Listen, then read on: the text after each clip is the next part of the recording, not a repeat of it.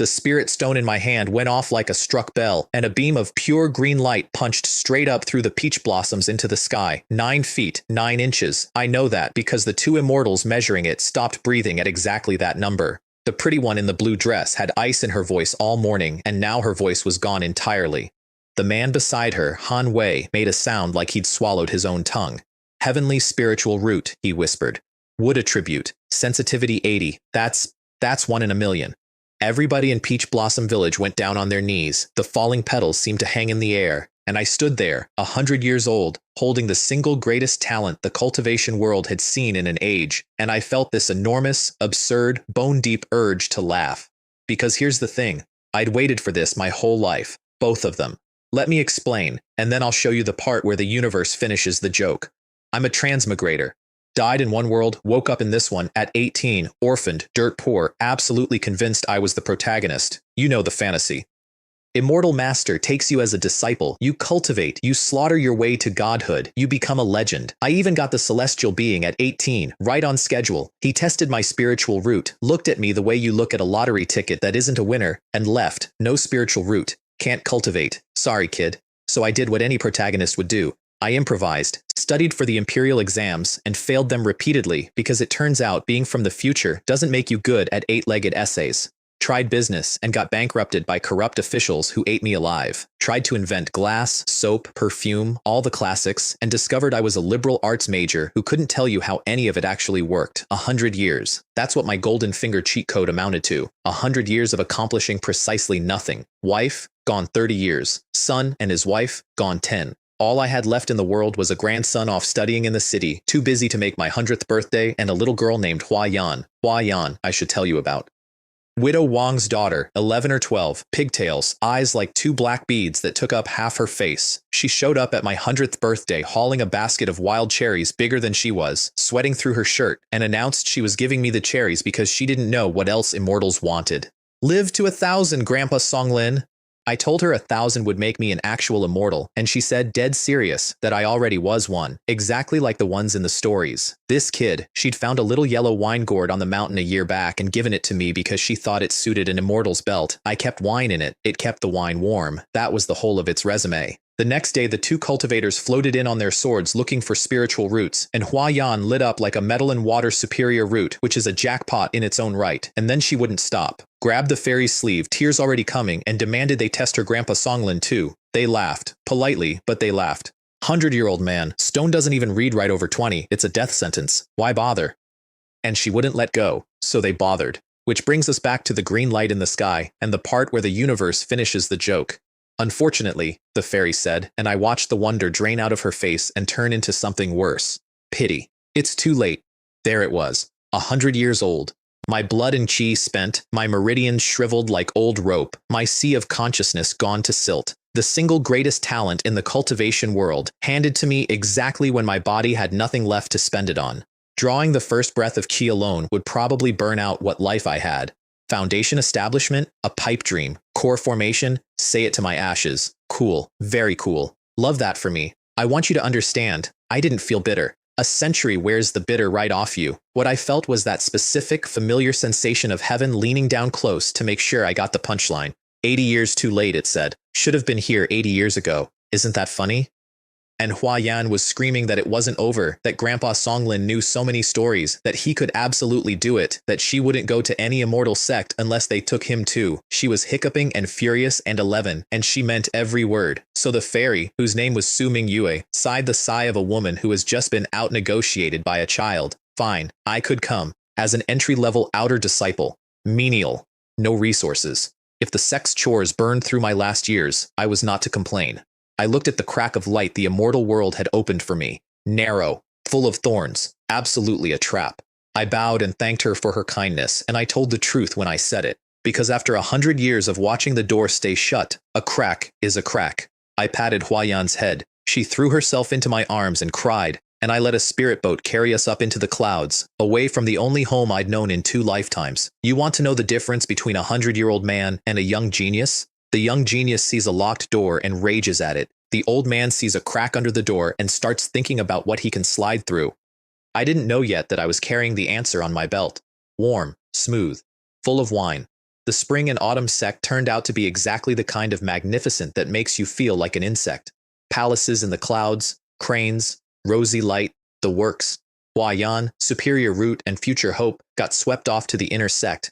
And me, the 100-year-old heavenly spiritual root that should have driven every elder in the place insane with greed, got handed to Elder Fang Hongtian, who was so excited he came sprinting out of the hall, took one look at my face, grabbed my wrist, felt the ruin inside me, and did the mental math right there in front of everyone. You could watch his soul leave his body, heavenly root, wasted. He looked like a man who'd inherited a mansion and then been told it was on fire. They couldn't keep a heavenly root in the garbage, bad for the brand. They couldn't feed a dying old man the good resources, bad for morale, so they found the perfect solution. There was a place on the back mountain, the ruined treasure hall. It needed a guard. Now, treasure hall is a generous name for what it was. It was a dump. A century of the sect's broken flying swords, cracked artifacts, dead ore, snapped jade slips, and pills so spoiled they turned to powder, all shoveled into one dark, musty, cobwebbed hall on the far edge of nowhere, where the spiritual energy was thin enough to starve on. My job was to sweep it and make sure nothing collapsed on anybody, which, given that nobody ever came here, meant my job was to sweep it. They gave me an identity token, a thin manual called the Eternal Spring Technique, and a pitying pat on the back. Watch out for beasts in the back mountain. Take care of yourself. Then the man who'd led me up practically fled. I stood in the doorway of my new kingdom, breathing in dust and rust and rot, and I laughed, quietly, to myself, because it smelled exactly like my life. A peaceful place, I told the garbage. Since the future's already written, let's let nature take its course. And in the dim, on my belt, the little yellow gourd caught a stray glint of light. Almost nothing. I didn't see it. If I had, I'd have understood right then that nature had absolutely no intention of taking its course. Days went by the way water goes. Down a slow drain. Sweep at dawn. Sit cross-legged on a cold stone bed. Try to draw a single wisp of qi into a body that had all the spiritual conductivity of a dried gourd, which is to say, mine. It was like trying to push a breeze through a rusted iron door welded shut. Every session left me more tired than the last. Months of this. My dantian stayed empty. My sea of consciousness stayed silt. Then one afternoon, digging through a fresh cart of discarded medicine dregs, my finger hit something hard. A pill. Dark, pitted, ugly, mixed in with the trash by some alchemist's mistake. A low-grade qi-inducing pill, the cheapest thing in the world, the exact pill they hand a mortal to help him sense his first breath of qi. Weak, half-dead, worthless. But it was mine. First real thing I'd owned in 100 years. I looked around like a thief, and then I hid it. Not in my sleeve. In the one place nobody would ever think to look. I uncorked the little wine gourd, dropped the pill inside, corked it, and told myself I'd take it in a few days, once I was sure nobody came sniffing. 100 years teaches you patience, and patience is the only reason I'm alive to tell you this. Because I went to sleep on a low-grade pill, and I woke up on the rest of my life. I picked up the gourd the next morning just to check the pill was safe, and the second I pulled the cork, the whole stone hut filled with a fragrance so pure and green it was like standing in a forest after rain. I tipped the gourd. A pill rolled into my palm. Round, plump, glowing jade green, with mysterious little patterns swirling across its skin. 1, 2, 3, 4 pill markings. A 4-marking top-grade qi-inducing pill. The kind that mid-stage cultivators fight over, in place of the ugly trash I'd put in the night before. I want you to sit with that for a second, because I couldn't. I looked at the gourd. I looked at the pill. I looked at the gourd. A little yellow wine gourd, a child's gift, the most ordinary object in 3 provinces, had taken a piece of garbage and turned it into treasure. Overnight, while I slept. I did not stop to appreciate the miracle. I have never been a genius, but I know a landmine when I'm standing on one. A common man is innocent. A man with a treasure is a crime waiting to be punished. That thought is going to come up a lot, so get comfortable with it.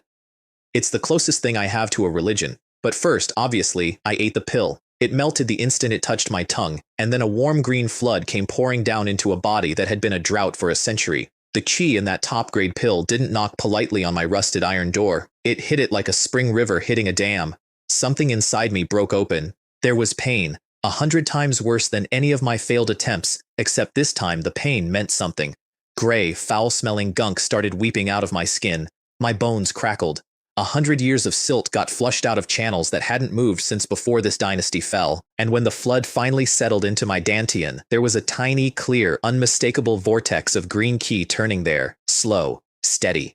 alive. Chi refining, level 1. Wood attribute. I opened my eyes in a dark hut that suddenly wasn't so dark. I could feel the thin qi in the air drifting toward me, one thread at a time, weak but real. My blurred old vision had sharpened. My deaf old ears caught the wind picking at the window. And in a chest that had been winding down toward its final beat, a heart was pounding with something I hadn't felt since I was 18 and stupid enough to believe I was special. This gourd, I said out loud, to nobody, grinning like an idiot, is absolutely a treasure. Then the merchant in me woke up and I stopped grinning and started experimenting. I emptied the hall's whole reject pile into that gourd. A dozen dead pills, waste ore, a snapped-off scrap of somebody's clumped spoiled batch. Went to sleep.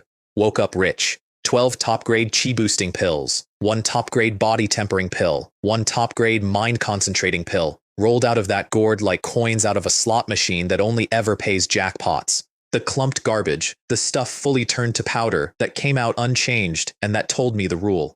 The gourd needed something left to work with. Damaged, sure. Dead, no. As long as a thing still held one trace of spirit, one whisper of what it used to be, the gourd would fix it and make it better than new. Feed it a ghost, and it gave you back a god. Feed it dust, and it gave you back dust. I now had, sitting in a garbage dump on the far edge of a mountain nobody visited, a private overnight delivery service run by a physics-breaking wine gourd whose entire product line was top-grade spirit pills. Every year the sect dumped a fresh cart of trash in here. Every year they'd been handing me raw material and calling it my punishment. 3 months. That's how long it took me to eat my way from level 1 to level 3 of chi refining on an infinite supply of top-grade pills. 3 months, on a talent everyone had written off as a corpse. I stood up one morning, threw a few punches out of pure disbelief and heard the air whistle where my fist passed. My skin was still wrinkled, my hair still white as frost, but the rot was leaving me a layer at a time, then the cold water. In 2 months, disciples would come to burn the dump clean, and if they found a 100-year-old sweeper at level 3 of chi refining, the questions would start, and the questions would end with a golden core elder cutting me open to find out how. A heavenly root climbing 3 levels in 3 months was more terrifying than the heavenly root itself. So I did 2 things. I stopped visibly cultivating. And I started learning exactly what else this little gourd could do. The answer, it turned out, was everything. It resized on a thought. I wished the mouth were wider so I could fit a broken sword, and the whole gourd swelled from the size of a fist to 10 feet tall, right up to the rafters, before I panicked it back down to a speck of dust I could hide under a fingernail. Ruyi, I named it then. As you wish, because that's what it was. And it didn't just upgrade, it repaired. I fed it a snapped, rusted, half-a-blade short sword, the kind of thing you'd throw out, and it gave me back a whole gleaming top-grade flying sword with the spirit light flowing clean through its patterns. The Crimson Dragon Sword, I'd end up calling it, and it would put a hole in more than one person before this story's done. I sat in my garbage dump, 100 years old, holding a resizing, repairing, treasure-forging immortal artifact that the entire cultivation world would have gone to war over, and I made myself a promise in the quiet. Nobody was ever going to know. A common man is innocent. A man with a treasure is a crime. And I had just committed the biggest one in the eastern wilderness. 2 months later, the disciple came to burn the dump, and I nearly swallowed my own heart because it was Su Mingyu, the ice fairy herself, down from the clouds to torch the trash. I met her at level 1. That's the trick I'd spent those 2 months learning, and I want to be clear about how much work it is to be worse than you are. I buried 3 levels of real cultivation so deep in my dantian that only a single feeble level 1 thread showed on the surface, and then I bowed like a man grateful for a mild day. She checked my wrist, felt exactly the withered, blocked, dying meridians I let her feel, and got that faint regretful thaw in her eyes. She couldn't believe a centenarian in a dead zone had drawn qi at all. Neither could I, honestly. She left me 2 mid-grade qi and blood pills as a goodwill gift. Then I asked her, humble and nervous, if she could spare a poor old man a few basic spells for self-defense. Beasts in the back mountain. You. Understand. And she gave me 3 jade slips, fireball, feather, a light body technique, and concealing breath.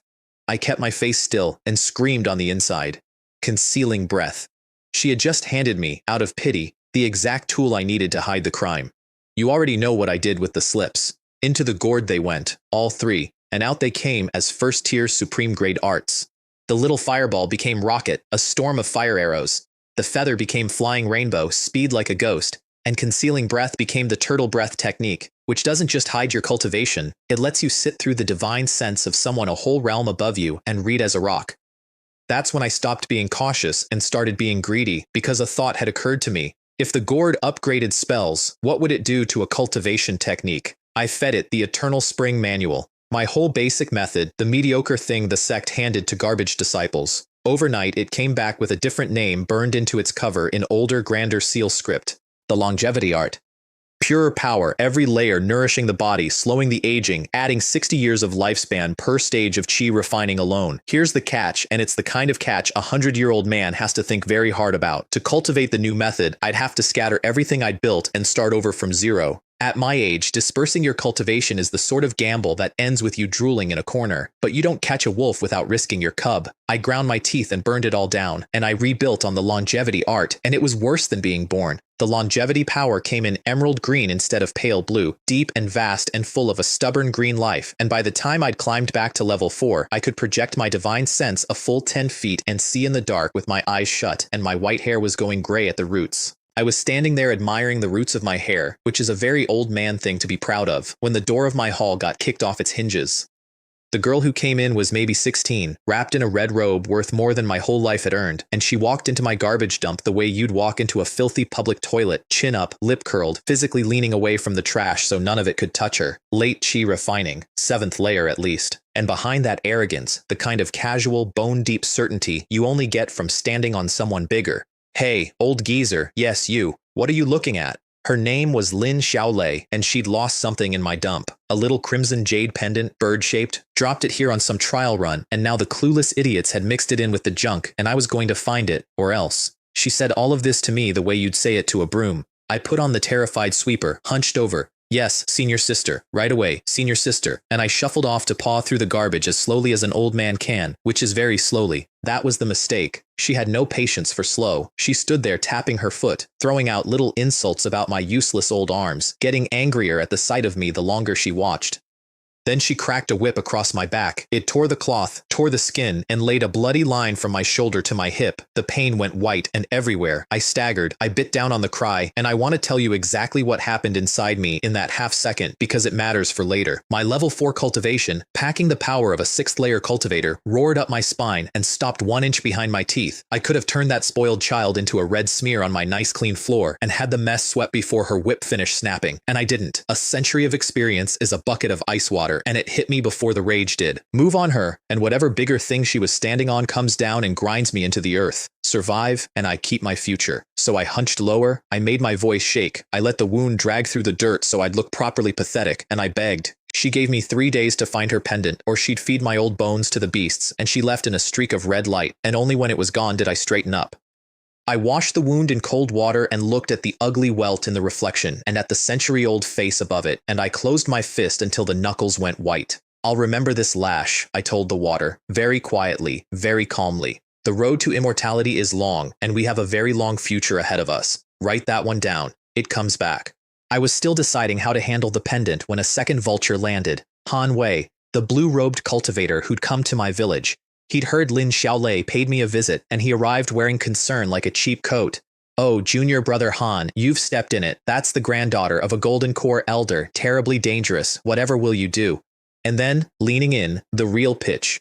When you find the pendant, don't give it to her. Give it to me. I'll pass it along. I have such a good relationship with senior sister Lin. He wanted to steal the favor and grease his own way up, using me as the ladder. He tossed me 2 low-grade spirit stones and a bottle of cheap pills to buy my loyalty, and left very pleased with himself. Everyone wanted to use me as a stepping stone. It's almost flattering. I threw his 2 low stones and his cheap pills into the gourd, and the next morning I had 2 mid-grade stones worth 100 low each, and 3 top-grade pills the size of longans. Thanks, junior brother. Then I found the pendant myself. My divine sense pulled it out of the muck at the bottom of the newest cart, and the second I fed it a thread of my longevity power, the thing woke up. A phantom crimson bird flared across its face, and a pressure rolled off it that no chi-refining trinket has any business carrying. A talisman. A one-shot treasure made by a golden core elder, strong enough to threaten a foundation establishment cultivator. A life-saving trump card. No wonder the brat was frantic. No wonder the schemer wanted it. Now, look at the board with me.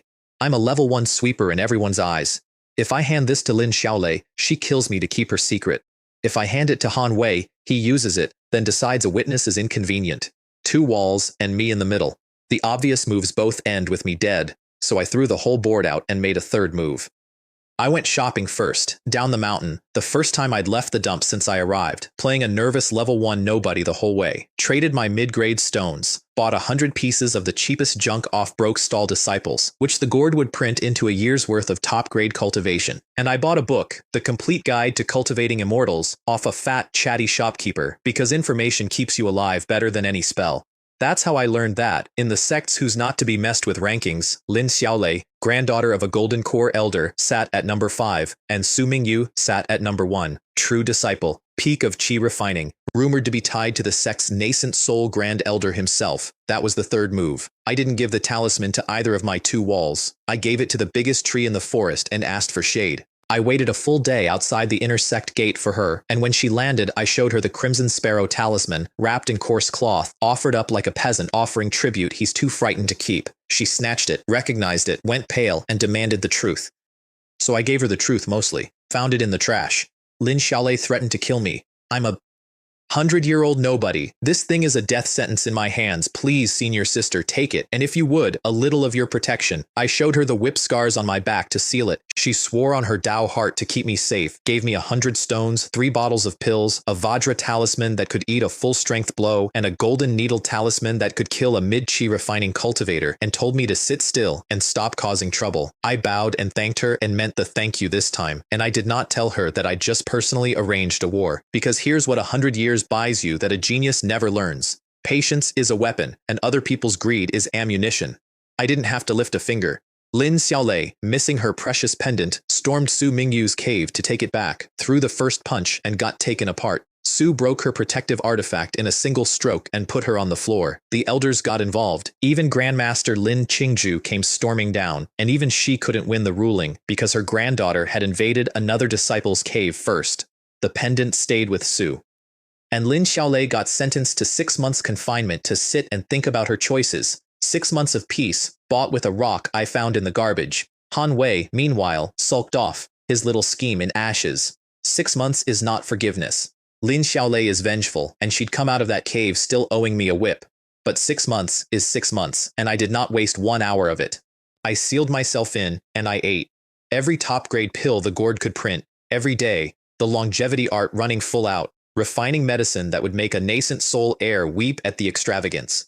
Level 4 became 5, became 6, became 7. I mastered the rocket into a killing storm, and the flying rainbow into a blur, and refined the Crimson Dragon sword until it answered my thoughts like my own arm. By the time the season turned, I was late chi, refining, 7th layer, carrying the power of a peak realm cultivator, my white hair gone properly gray, my body vibrating with a life it had forgotten how to hold. And I understood, sitting there full of stolen power in a garbage dump, exactly how much danger I was in. Because a 100-year-old man climbing from level 1 to level 7 in a little over 2 years is not a miracle. It's a target. If anyone ever measured it, the Golden Core elders wouldn't marvel at me. They'd dissect me to find out where I kept the trick. I couldn't lean on Su Mingyu forever. I couldn't stay in this dump forever. And Lin Xiaolei's clock was ticking down. I needed to disappear. And I knew exactly the little girl who could help me do it without even knowing she was doing it. Hua Yan found me first. She came bouncing into the dump one morning calling for Grandpa Songlin, except the pigtailed child was gone and a graceful young woman in inner disciple blue stood in her place, 2 years and a Golden Core master's worth of polish on her. Hua Meihua now, disciple of Elder Qin Lanying of Dangxia Peak, a real Golden Core behind her. She looked me over, delighted, and told me my color was better and had I broken through, and I let her feel the level 2 I was wearing that day, which was modest enough to be believable. Then she pressed things into my hands. A genuine registered outer disciple token, 5 stones and a pill a month. The real thing, wrangled out of her master on my behalf. A bag of stones she'd been saving. She'd grown up and gotten thoughtful, this girl, and I felt that warmth I'd almost forgotten I could feel, standing in a garbage dump receiving charity from a child I used to tell monkey stories to. I want to be honest about what I did next because I'm not proud of it, and I did it anyway. I used her. Gently, guiltily, but I used her. I sighed about being cooped up, about how a change of scenery might help an old man's cultivation, and I let her lead me straight to the Foreign Affairs Hall, where the deacon, so bored with me until he saw her intersect robes, found me a posting. Qingyang Market Town, 1300 li from the mountain gate. 3 years, garrison duty, quiet, leisurely, far enough, long enough, perfect. And on the way out, I learned the last thing I needed to know, which was that Su Mingyu had gone into seclusion, attempting foundation establishment, which meant my protection was asleep, which meant it was time to be somewhere Lin Xiaolei couldn't reach when she woke up. I told Hua Yan thank you, and I meant to repay it, and I still owe it. I packed nothing but the gourd on my belt, the sword in my dantian, and the talismans in my sleeve, and I flew out the gate of the spring and autumn sect on a rickety little boat at the exact speed a level 2 nobody should fly. A few hundred miles out, 3 loose cultivators dropped out of the trees to rob me. Scarface at level 5, 2 friends at level 4. Hand over your stones, old man, and maybe we let you live. I let the fear stay on my face right up until Scarface's ghost head sword was a hand's width from my skull. Then the Crimson Dragon sword came out of my dantian, cut his weapon in half like it was wet paper, and went through his throat. My divine sense flicked out and put holes in the other 2 foreheads before either of them finished being surprised. 3 cooling corpses in the time it takes to blink, and a 100-year-old man dusting off dust that wasn't there. First time I'd killed, I waited to feel something about it. I'd lived 100 years and watched a dynasty eat its own people. Killing 3 highwaymen who'd have gladly gutted me landed somewhere south of stepping on a bug. I burned the bodies, found a few stones on them, and steered my slow little boat on toward Qingyang like nothing had happened, because nothing worth mentioning had.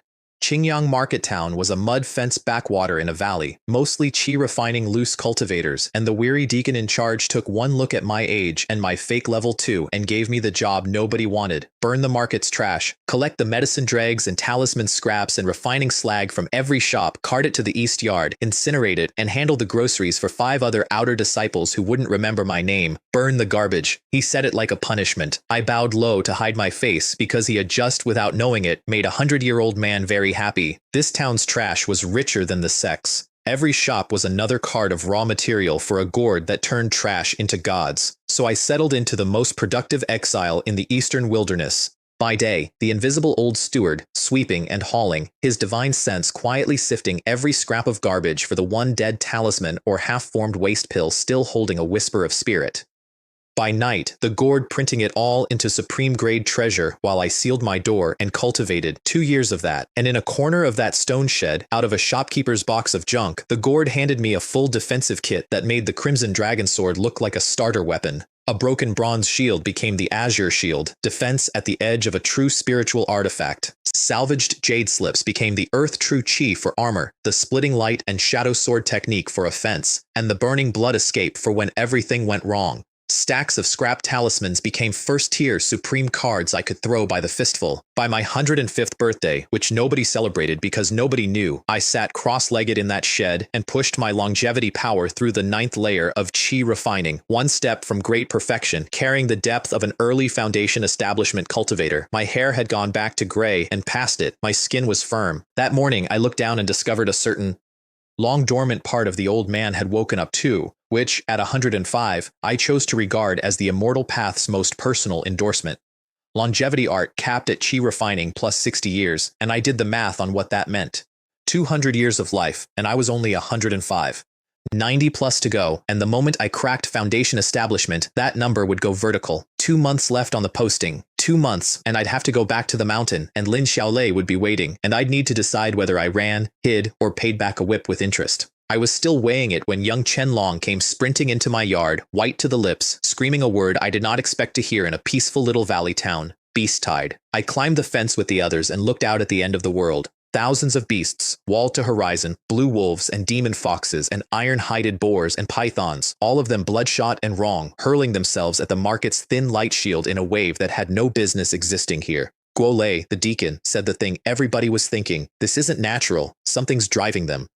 Something was. It stepped out through a parted lane in the horde, a silver wolf the size of a calf with a crescent of gold on its brow, and its eyes were green and cold and far too smart. A second-tier beast, a howling moon wolf king, which is a foundation establishment cultivator with fur. It flicked one paw, a crescent of condensed silver energy tore the air, and the market's formation, our only wall, shattered like a dropped bowl. Then the screaming started for real, and the town became a slaughterhouse. Here's the part nobody in that market understood. I could have killed that wolf. 9th layer longevity power, a chest full of supreme talismans. I could have put it down. But there were 1,000 beasts behind it, and you cannot save a whole town from a tide, and the only thing I'd accomplish by trying was showing every survivor exactly what a level 3 garbage burner really was. So I did the coward's thing, which is usually the smart thing. I ran in the worst possible direction, straight into the 2 men who'd started all of it. Behind the tide, on a hidden peak, a demonic sect cultivator named Mo Yuan, great perfection of chi refining, was holding a jade slip over a beast-taming disciple named Liu Guang like a knife. The slip was proof Liu Guang had murdered a fellow disciple with a heart-eating goo, and Mo Yuan owned him with it, and he'd made the boy flute a wolf king into driving this whole tide. The town wasn't the target. The town was bait. Word of a beast tide would bring the spring and autumn sect running, and the one they'd send to lead the rescue, fresh out of Foundation establishment and needing field experience, was Su Mingyu, direct descendant of a nascent soul old monster, a genius the demonic sects wanted dead young. Mo Yuan had a trump card in his bag to do exactly that. I came stumbling out of the trees at level 3, and Mo Yuan, without even breaking his sentence, flicked a bolt of black demonic energy at my chest to swat the ant on his way to the main course. I stumbled left, not on purpose, you understand, purely a frightened old man tripping. The bolt hissed past the hem of my robe and corroded a pit into the stone behind me, and Mo Yuan went very still, because a level 3 cultivator does not dodge his casual killing strike, and now he was looking at me the way you look at a snake that just moved wrong. I was still deciding whether to kill him early when the sky screamed. A cayenne sword light came down like a falling star, and a Foundation establishment deacon roared out of the clouds beside it, and there she was, Su Mingyue, come to save the market, right into the mouth of the trap. Mo Yuan's whole face split into an ugly joy. "You came," he crowed. "We've been waiting," and he ignored their attacks entirely and slapped his storage bag, and out flew a black ghost head talisman that ate the light around it. I felt death come off that thing, and took several fast steps backward, and I was right too. It was a top-grade demonic talisman, golden core made, and it swelled into a house-sized ghost claw that shrugged off Su's sword and closed on the Foundation deacon and crushed his heart in his chest before he could scream. One exchange, a Foundation establishment cultivator, dead, then it turned on Su. And Su Mingyu, out of options, slapped her own bag and threw up a crimson bird-shaped talisman, and I recognized it before it even opened, because I'd fished it out of the garbage with my own 2 hands. The crimson sparrow, the one I'd handed her for shade. It shrieked into a phoenix of pure yang fire and hit the black claw head-on. Ultimate yang against ultimate evil, perfect counter, and the two of them tore each other to pieces and vanished together in a wash of red and black light that flattened the ruins for 100 feet. Su dropped out of the sky, half dead, her talisman spent, her body backlashed. Mo Yuan was hurting too, knocked all the way down to late chi refining, coughing black, but he was standing, and he started walking toward the woman on the ground with a black blade condensing in his palm, grinning, promising to take it slow, to make the proud genius beg before he finished her. He was so busy savoring it that he forgot the old man he'd already decided was harmless, curled up in the rubble, breathing so faint you could mistake him for one of the corpses. I moved, no flare of momentum, no rush of light. Just 100 years of held-back murder going out through the Crimson Dragon sword straight at his unguarded spine. His personal life-saving jade fired on its own and caught the tip half an inch deep, which saved his life and did not save the rest of him, because 9th layer power concentrated on a single point through a hasty shield still caved him in. He folded around the wound and dropped beside the woman he'd been about to finish, and he twisted to stare at me with his eyes trying to leave his head. "Who?" he said. "Who exactly are you?" Liu Guang, the blackmailed boy, chose that moment to make the worst decision of his short life. Mo Yuan screamed at him to kill Su, offered him the jade slip, offered him everything, and the boy's fear of Mo Yuan beat his fear of me, and he charged the dying woman with a flying knife. Flying Rainbow put me in front of him first. The sword took his throat before his knife cleared the air. Clean. Quiet, done. That left Mo Yuan on his back, doing the math, arriving at the only answer that fit. He decided I was a hidden Foundation establishment master, and he changed his whole tune. "Senior, spare me. Join the Holy Church. My master is a golden core elder. I'll get you a golden core. Why die for a spring and autumn nobody like Su Mingyu?" And his hand was creeping toward another bag the whole time he begged. I looked down at him, 100 years of watching men beg for one more inch of the world while their hand crept toward a knife. "Are you done talking?" I said. The Crimson Dragon's sword went between his eyebrows and shattered his soul, and the great perfection demon cultivator who'd murdered a Foundation deacon and nearly killed a genius was 2 piles of ash before the echo faded. I burned Liu Guang beside him, took their storage bags, and knelt down by the woman who'd sworn on her Dao heart to keep an old man safe. Now I had a problem. Su Mingyu was dying, and I could save her. And saving her meant showing her the truth, because the longevity power that would heal her carries a green, living, unmistakable signature that no sweeper should own.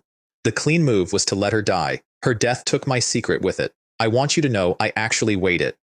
And then I put it down, because she'd brought me through the immortal gate, she'd shielded me from Lin Xiaolei, and behind her stood a nascent soul old monster whose grudges I did not care to inherit. Some debts you pay because they're owed. Some you pay because the alternative kills you later. Hers was both, so I lied instead of showing. I palmed a Qinghua healing pill, Gourd printed to top grade, and fed it to her with a gentle wash of a fake, weaker wood energy that I passed off as the sect's basic eternal spring technique. The pill was so far above its stated grade that she woke gasping, asking what in the world it was, where a garbage haul sweeper got a medicine that powerful. And I gave her the story I'd built for exactly this moment. Half a year ago, cleaning the deep corner of the old dump, I triggered a hidden mechanism and found a dead Foundation establishment cultivator's forgotten cave. A few bottles of pills, a flying sword, a broken jade slip of technique. That's how a 100-year-old man clawed his way to the 6th layer of chi refining, I said. And I showed her the Crimson Dragon Sword as proof of the inheritance. And I hunched into the exact posture of a small man terrified that a lucky windfall would get him killed. Please, senior sister, keep my little secret.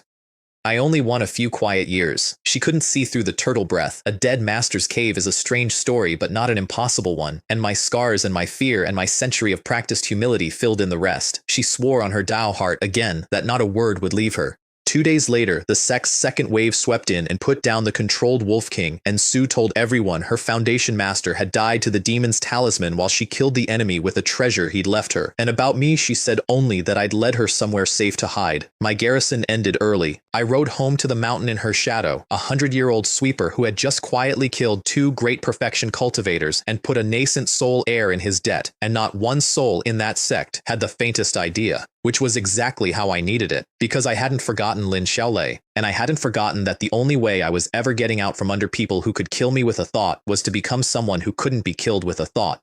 I needed Foundation establishment, and I knew exactly where to steal the pills for it.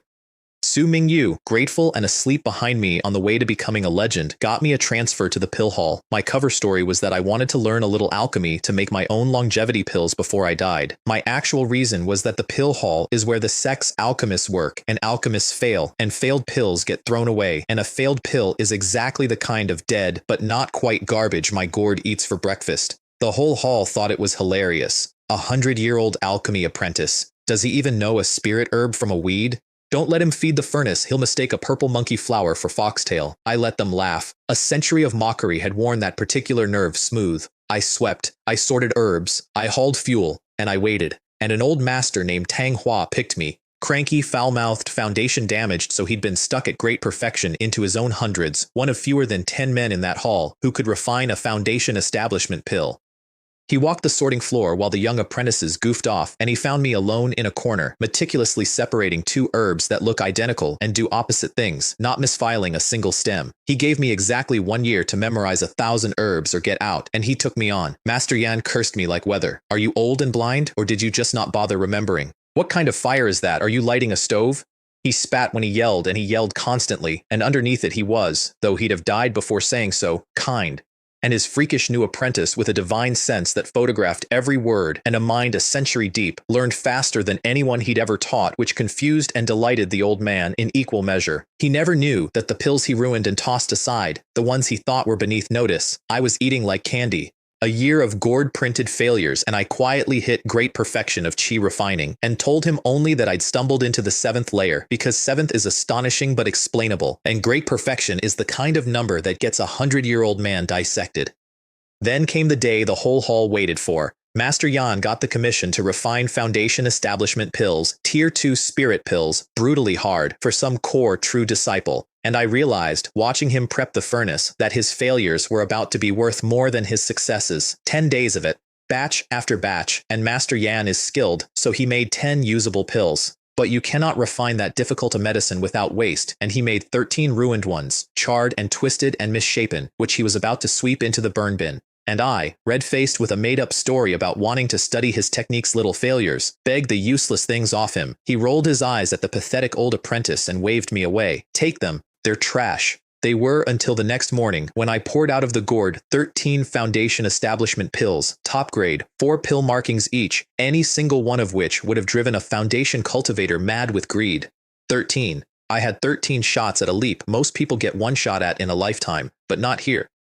100-year-old handyman erupting into foundation establishment inside the sect with the sky phenomenon the longevity art throws off would be a catastrophe. I needed to break through somewhere the world couldn't watch, so I picked the ancient battlefield past the Black Wind Mountains, where the spiritual energy is chaotic and violent and swallows sky phenomena whole. And I spent my last preparations turning myself into a ghost. The scripture pavilion let outer disciples pick 3 free spells, and in a dusty, forgotten corner, I found a black jade slip labeled a fragment of something called the Lesser Heaven Concealing Technique, incomplete, uncultivable, that 100 careless registrars had passed over. The duty disciple looked at me like an idiot for choosing it. I looked back like a simple old man who liked the impressive name, and I took it home, along with a torn ancient cloak from a market stall and a strange piece of iron I couldn't identify but couldn't stop touching, and I fed all of it to the gourd. Out came the answer to my prayers. The torn cloak became the shadow cloak, a supreme concealment artifact that swallows divine sense like empty air. And the fragment came back whole and vast and terrifying, the complete lesser heaven concealing secret art, 3rd tier, a method that doesn't just hide your cultivation but hides your very existence from heaven's own perception, that can slip a man outside the rules of the heavenly Dao and dodge the lightning tribulation's aim. I'd gone looking for a place to hide from a golden core elder. The gourd handed me a place to hide from heaven. I took a year-long herb-gathering mission north as cover, and I left the spring and autumn sect with the gourd on my belt, the whole world's greatest secret in my dantian, and 13 god pills in my sleeve, and I flew for the ancient battlefield. There is a valley near its edge where the spiritual energy runs mad, and no sane cultivator would ever try to break through, which is precisely why I chose it. I set up a 5 elements maze array at the cave mouth, 500 stones worth, sat down in the dark, and started eating foundation pills. The 9th one triggered it. I have done a lot of hard things in 100 and some years. Foundation establishment was the first one that felt like being remade. A Dao base is the thing you build in your dantian to bridge mortal and immortal, and its height decides everything about the immortal you become. 3 inches is low grade, 6 is middle, 9 is high, the ceiling most heavenly roots ever touch even with vast fortune. Mine went past 9 without slowing down. 9 inches 1, 9 inches 5, 9 inches 8, 9 inches 9, and stopped. Perfect. Flawless. A 9.9 Dao base, the supreme perfect base, 1 in 10,000. The kind of foundation that decides a man will not merely reach the immortal ranks, but stand near the top of them. Then the sky came apart. At the instant the base completed, a suction erupted out of me and tore the spiritual energy out of 100 miles in every direction. Wood and fire and earth and even the slaughter-soaked evil key of the old battlefield, all of it plundered into a visible whirlpool 100 miles wide with my little valley at the eye. The 5 elements maze couldn't hold that. It leaked, and far away, cultivators woke from meditation and stared north with their hearts in their mouths, and even a few golden core divine senses stirred in their deep caves and murmured in surprise. Inside, I felt none of it, drowning happily in the best feeling of 2 lifetimes. My lifespan detonated, from a few decades left to 400 years. My meridians tore open and rebuilt themselves twice as wide. My white hair went black at the roots, my wrinkles smoothed, and when the whirlpool finally faded and I opened my eyes, the man in the water's reflection looked 30. Early foundation establishment, with the true essence depth of the middle stage, a divine sense that reached 1,000 feet, 100 years wasted, and in one day, in a valley in the ancient battlefield, transformed. I sat there and felt my eyes go wet, which does not happen to me, because after 100 years of the door being shut, I'd finally walked through it. And then I frowned, because my 1,000-foot divine sense had just caught several auras rushing straight at my valley, and one of them, I recognized. The first 4 were nobody. Late chi refining scavengers, drawn like flies to the sky phenomenon, hammering my array and howling about the treasure that must have been born inside. I stepped out with the shadow cloak over my face and let a foundation establishment pressure roll off me and said one word, roll. They rolled. Fast. The 5th was Lin Xiaolei. She came down in her red robe with a bodyguard at her shoulder, an early foundation peak cultivator her grandmother had assigned her, a cold man they called Uncle Feng. She'd recovered from her confinement and gone out to clear her head and stumbled onto my sky phenomenon, and here she was, and she had absolutely no idea who was standing inside the cloak. To her, I was just some foundation loose cultivator sitting on a fortune. She lifted her chin, that exact chin, and told me to hand it over. It wasn't something a man like me could keep, and when I said there was no treasure, only my own breakthrough, she scoffed and told Uncle Feng to take me down and search my soul for the truth. I had wanted to settle this quietly. She did not leave me the option. Uncle Feng's flying sword was a real second-tier spiritual artifact, and I'd been in Foundation establishment for all of an afternoon, and the first exchange put a crack in my Crimson Dragon sword and staggered me back. He sneered, a mere supreme-grade toy, daring to block a spiritual artifact. Overestimating yourself, old man. He pressed, not defending, certain of the kill. That was his mistake, and it was the last one he made. Flying Rainbow whipped me inside his guard, and I pointed my fingers and opened the rocket into its full form. 100 arrows. 100 refined emerald green flame arrows, Gourd forged, foundation driven, storming his shield until it screamed and buckled. And in the half-second his old force was spent and his new force hadn't come, I poured every drop of the vast longevity essence I just won into my right hand until the palm went jade green and terrible, and I struck. It went through his shield and his skull like a rock through a melon. A Foundation establishment cultivator, dead, and the smug little smile on Lin Xiaolei's face froze there, half-formed, as her bodyguard's headless body fell. She screamed. My grandmaster is Lin Qingzhu, the Golden Core Elder. Touch a hair on my head and she'll extract your soul and grind your bones to dust, kneel and beg and offer up your treasures and maybe I'll plead for your life. Backing away the whole time, hand creeping toward a help talisman. That exact arrogance she'd worn walking into my garbage dump. The certainty of a girl who had never once in her life stood anywhere but on top of somebody bigger. I let the cloak's shadow hide my face, and I let 100 years come up my spine, the wasted century in Peach Blossom Village, and the whip across my back, and the wound dragging through the dirt while I begged. She crushed her help talisman and threw up a little shield. None of it mattered. The Crimson Dragon sword, cracked and still sharp, bent around the shield and went through her throat. Her scream cut off. Her eyes went huge with a disbelief that never got to become anything else, that this ant, this nobody, would actually dare. Then she was on the ground, and she was not getting up. I stood over her a moment. I'd told the cold water in a garbage dump that I would remember that lash, and that the road was long, and that we had a very long future ahead of us. The road was long. Hers had just ended on it. I burned both bodies, swept the traces, and I did not feel one thread of regret, and my qi ran smoother afterward than it had all day, which is the truth about grudges nobody tells you. Carrying them costs. Setting them down properly, all the way down, is clean. I'd made exactly one miscalculation, and it was a bad one. Lin Xiaolei was a Golden Core Elder's only direct descendant, and she'd carried a bloodline soul jade keyed to her life. The second she died, that jade shattered on Grandmaster Lin Qingzhu's belt, deep in her spiritual energy-drowned cave, and the woman erupted. A shriek that shook half the sect, a Golden Core pressure flooding every direction, and a tracking technique that turned her face north like a compass needle finding blood. "Found you," she said, to the whole sky. "Little thief, your life is forfeit." And she tore off north faster than her own escape light, a golden rainbow ripping through space itself, and my 1,000-foot divine sense caught the leading edge of that killing intent while she was still 100 miles out, and my blood nearly froze in my body. You cannot run from a Golden Core in a straight line. She would catch me, and she would peel me open, and she would find the gourd. So I did the only insane thing left. I ran the wrong way, deeper, straight into the forbidden core of the ancient battlefield, where the space is broken and the evil qi is thick and the very laws are damaged, the one place in 1,000 miles that jams a divine sense. I burrowed dozens of feet down under an animal bone the size of a house, and I turned on everything. Lesser heaven concealing at full power, weaving a heaven-covering domain over myself that distorts perception and shields a man from heaven's own eyes, the shadow cloak on top of it. And I made myself a rock, breath almost nothing, life sign almost nothing, folded down into the dead battlefield until I was indistinguishable from the 10,000 corpses around me. Then the golden rainbow landed on the sky above the battlefield, and Lin Qingzhu came out of it with her beautiful face twisted into something that stopped being a face. "Get out here," she roared, and her Golden Core divine sense swept the ground like a searchlight, inch by inch, rock by rock, corpse by corpse. I felt it pass over my hiding place, and my concealment domain shuddered like it might tear, and I did not breathe, and I did not think, and I burned longevity essence to hold the veil. She swept dozens of times. She blasted craters into suspicious ground. She left and came back 2 days later, quieter and more patient. She came back 3 more times over the following month, each search unpredictable, more thorough than the last, once carrying some exploratory treasure that pulsed against my skin.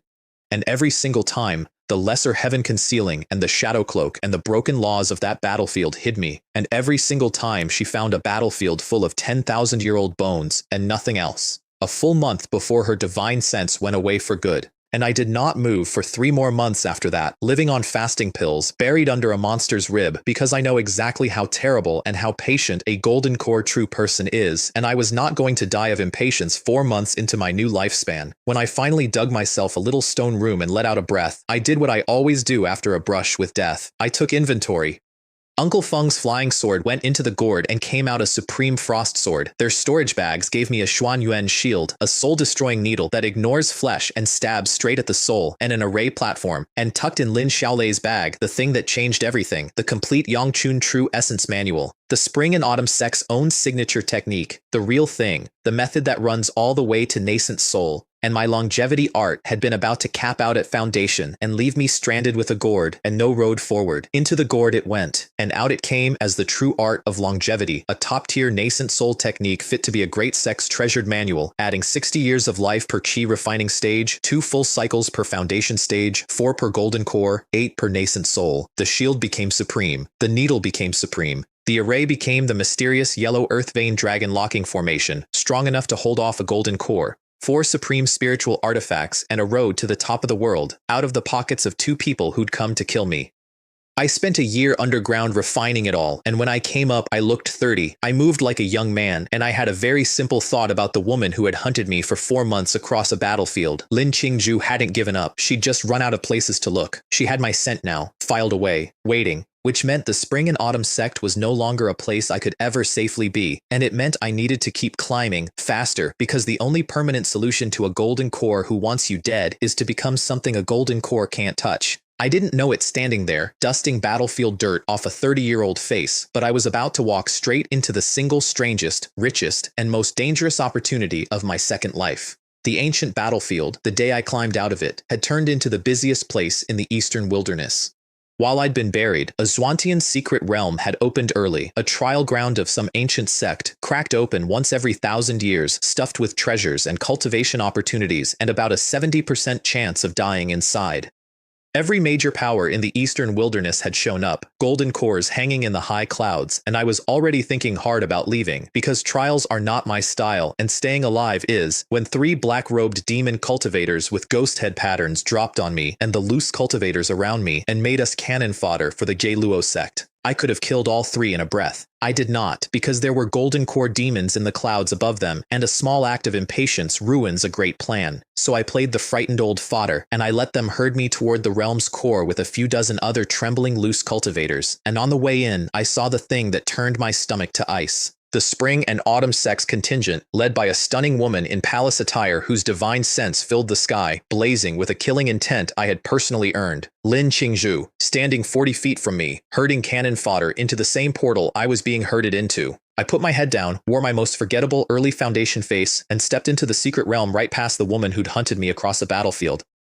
She never even glanced my way. That is the whole value of the lesser heaven-concealing art, and I have never been so grateful for a treasure in my life. Inside was a primeval world, thicker spiritual energy, ancient and bloody, and the second the fodder arrived, beasts poured out of the trees, and the demon cultivators stepped back to watch us die on them. So I fought like a struggling level 7 nobody, disheveled, always somehow surviving, and I kept my divine sense on the 3 demons and waited for them to reveal what they actually wanted. What they wanted was a spirit-liquid immortal spring, deep in the realm, that could restore magic and refine meridians and solidify a foundation, which mattered a great deal to a man cultivating the true art of longevity. The problem was the spring's guardian, a blue-eyed golden eagle at late foundation establishment 10 meters across, that the demons had no intention of fighting themselves. Their plan was to throw us at it. So they drove the surviving fodder screaming at the nest, and the eagle answered with a rain of wind blades that tore a dozen men to pieces in an instant, and I went down in the first volley, played dead under a corpse, painted a little blood at the corner of my mouth, and folded the lesser heaven concealing down so far my life sign read as one more cooling body in a field of them. The eagle bought it. It went hunting the runners, and the 3 demon cultivators, thinking their pests were dead, crept toward the spring. That was when I got creative. I had upgraded fire talismans in my sleeve and a very simple grasp of animal psychology. I slipped one out under the corpse I was hiding beneath and flicked it, precisely, to land right in the demon's stealth path, right beside the eagle's nest, and I set it off remote. The blast was enormous, far past a normal fire talisman, and it did exactly 2 things. It looked like 3 sneaking black-robed figures had just tried to bomb the eagle's home, and it made the eagle turn around.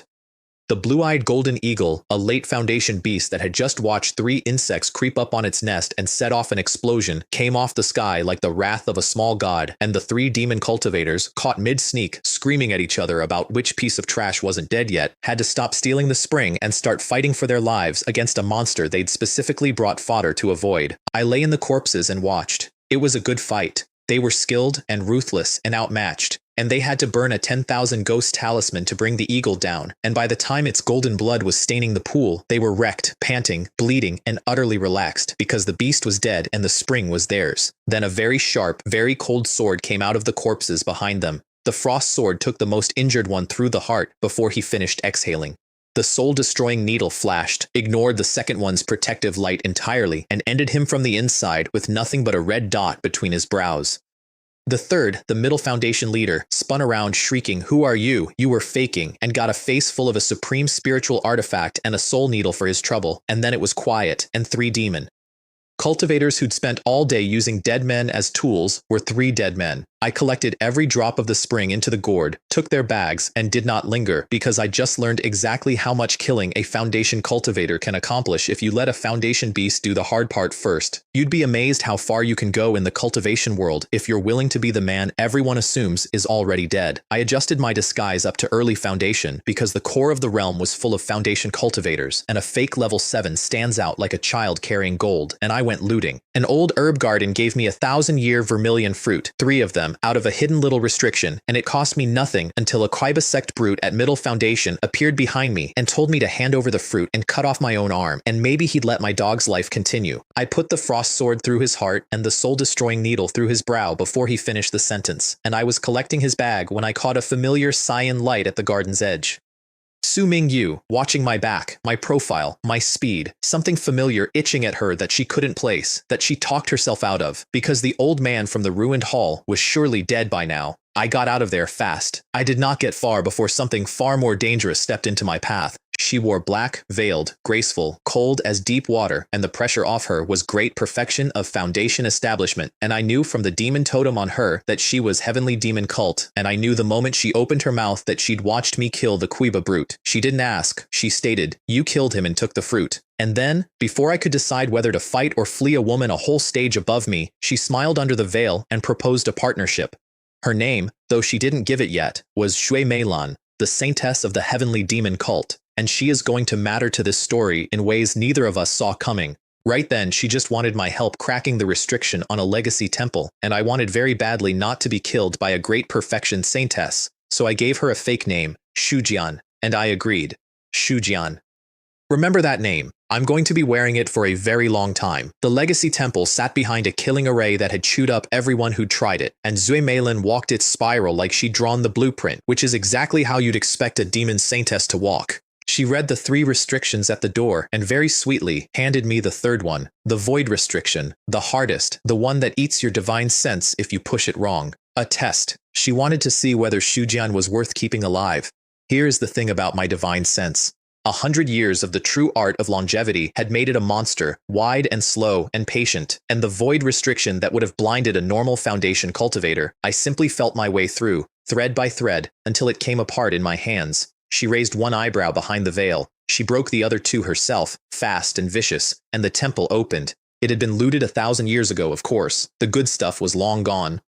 But my slow, patient divine sense caught a wrongness in one wall, a hairline seam the looters had missed, and while Zui Meilin was gathering the jade slips off the racks, I put my back to that wall, palmed a single black jade slip out of the hidden hollow, and had a very serious coughing fit to cover the motion. I did not know yet what was on it. It turned out to be the 9 Revolutions body refining art, which would eventually turn my body into a weapon that could tank a golden core, but that's a later episode. She kept her word, gave me my 30% of the slips, asked my name one more time, and when I said Shujian again, she looked at me a beat too long, said nothing, and left, abruptly. That's the part that stayed with me. A great perfection saintess who could have killed me twice over, walking away thoughtful. That is never a good sign. Cool, very cool, love that for me. Then the whole realm rang like a struck gong. The main Xuantian palace was being born.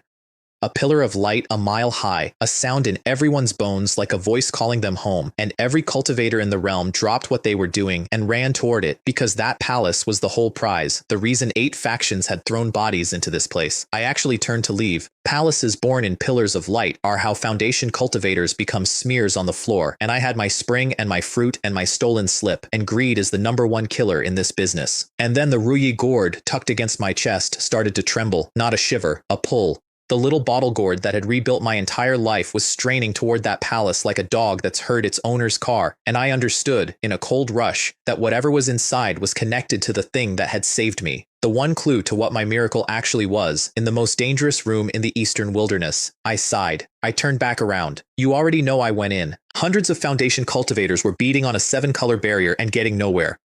Sue Meilan found me in the crowd, of course she did, and proposed a team, 7 of us, to crack a side door she'd located. Jie Kui of the Gei Luo sect, a beast tamer from the beast taming pavilion, a loose cultivator couple, her, me.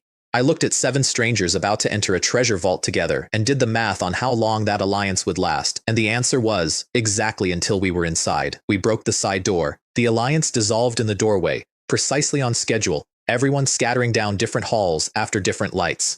And I felt Gekui, the Geiluo man, peel off from his own path to drift after mine, quiet, patient, the walk of a man who has decided to kill you and is just waiting for a room with no witnesses. Which was a problem, because I'd killed 3 of his sect brothers at that spring, and he'd apparently caught the scent. The gourd pulled me into an alchemy chamber, and I forgot about Gekui for one dangerous second because sitting in the middle of the room was a pill furnace. Not a pill furnace. The pill furnace. A 3rd-tier supreme magic treasure, a genuine golden core grade artifact, still warm, still slowly cooking some ancient pill 1,000 years after its owner died. I have refined pills over a hole in the ground with a fire talisman for a lighter. Looking at that furnace, I felt like a man who has been eating with his hands his whole life seeing his first fork. That was when Gekui made his move. He came in fast and silent with a soul flag and a black sword, mid-foundation, confident, expecting to gut a nobody alchemist. What he got was the Zhuan Yuan shield eating his opening strike, a golden wood talisman and an ice rain talisman going off in his face at supreme grade, the frost sword opening his shoulder to the bone, and a soul-destroying needle skipping straight past his defenses to crack his sea of consciousness. He screamed, more insulted than hurt, and burned his own blood essence to force himself to great perfection right there, which is the move of a man who has decided that walking away crippled tomorrow beats dying whole today. It didn't matter. I'd been saving something for exactly this, a 3rd-tier true yang talisman. A talisman treasure, a thing that hits like a golden core striking down, one of the 4 supreme artifacts the Gourd had made for me off that battlefield loot. I put it between us and fed it, and 9 dragons of pure sunfire poured out of a slip of paper and folded Gekui into the middle of them, and when the fire cleared there was no Gekui. There was a scorch mark and a drifting bag of holding. Great perfection of foundation establishment, ashed by a piece of paper. I picked up his bag. I'd remember that talismans, upgraded right, are the great equalizer of the cultivation world, and that I should never, ever let anyone find out how many I was carrying. Then I turned back to the furnace, and here's where the Gourd showed me a new trick. That furnace was fused to the earth vein under the palace, immovable, the kind of anchored treasure you'd need to demolish a mountain to steal. I uncorked the Gourd out of pure hope and pointed it at the thing, and the Gourd inhaled, and a golden core grade pill furnace the size of a man simply folded into light and vanished down the neck of a bottle I could hide in my palm. My little blind box that turned junk into gods had just learned to eat furniture. I stood there grinning like an idiot in a dead sex kitchen. Best day I'd had in a decade, and it was about to get much worse. The Gourd pulled me 1 more room deep into the ancestral shrine, and on the altar, on the tablet of the Zhuantian founder himself, sat a 4-foot-tall gourd of purple and gold, the same origin as mine. The source of the resonance. My little gourd was practically climbing out of my robe to get to it, a lost twin calling to a lost twin, and I forgot every rule I have ever made about greed. A nascent soul restriction guarded it. My frost sword bounced off the barrier like a pebble off a bell. So I did the thing that had just worked, uncorked my gourd, and used its new receive power to reach the purple gold gourd straight through the barrier without touching it, phasing the prize out of a lock I could never have picked. It worked. That was the problem. The instant the purple gold gourd left the altar, the founder's tablet cracked from top to bottom, and the crack kept going, down through the floor, down through 1,000 years of a seal I had just casually voided, and out of it came the thing the tablet had been sitting on. Devilish chi, not a wisp, a black ocean of it, pure and ancient and hungry, and inside the torrent, unfolding, a set of demon claws the size of the room, attached to something that had been buried under a sect for 10,000 years and was extremely done being buried. The seven-color dome over the whole palace shattered. Every cultivator who'd been beating on the barrier from outside got their wish and poured in, straight into an ancient demon's first bad mood in 10 millennia, and the screaming started, and I did the only intelligent thing available to a Middle Foundation man who has just personally uncorked the apocalypse. I put up the Zhuanyuan shield, lit my flying rainbow, and ran for my life with 2 gourds down my shirt. The devilish chi chased everything that moved. It doesn't just burn you, it gets into your head, rots your discipline, turns your own worst impulses up until you tear into the person next to you. I cut sideways through the chaos, felt a spatial seam in a collapsing wall, and threw myself through it into a hidden pocket, an old ruined treasure vault, sealed, quiet, safe. Except it was already occupied. Su Mingyu was in there, so was Sui Meilan. The 3 people in that realm most dangerous to my secret, sealed in one small room while an ancient demon's essence bled through every crack in the walls.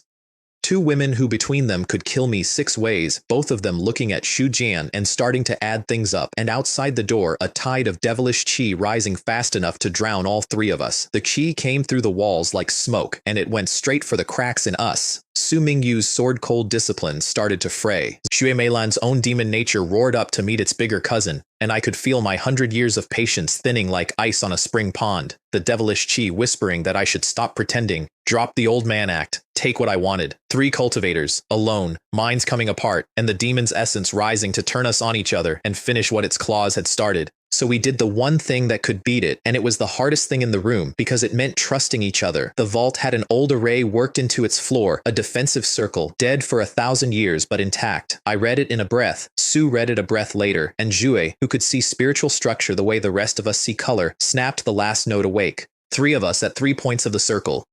And then the part that made all 3 of us grit our teeth. We had to join hands and pour in, at the same time, 3 energies that had spent our whole lives being opposites. Su's frost-clean sword body yin, Shu's raw demon heartfire, my deep, slow longevity yang. 3 poisons that should have blown the array apart the instant they touched. They didn't blow it apart. They balanced. The devilish qi came flooding into the circle looking for a crack to widen, one weak mind to break, and instead it hit a wheel. My yang feeding Su's yin, feeding Shui's demon fire, feeding my yang, a closed loop with no loose end anywhere in it, and the array took that hungry black tide and ran it around and around until it burned itself clean.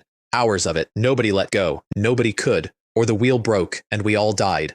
I felt the corruption scour out of my meridians, felt Su's Dao heart settle, felt Su's demon nature bank down from a wildfire to a hearth, and somewhere in the middle of that long grip I felt my own foundation, scoured spotless by the churn, quietly click over into middle foundation establishment.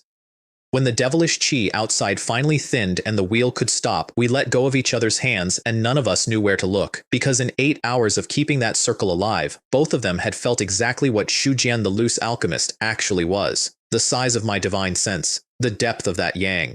Su Mingyu stared at me with something itching behind her eyes that she still couldn't name and now could never quite dismiss. Shui Meilan looked at me like a puzzle that had just gotten much more interesting and much more worth solving, and I stood there being the picture of a humble middle foundation nobody, knowing neither of them believed it for a second. Su found her voice first, cold and flat and a little unsteady.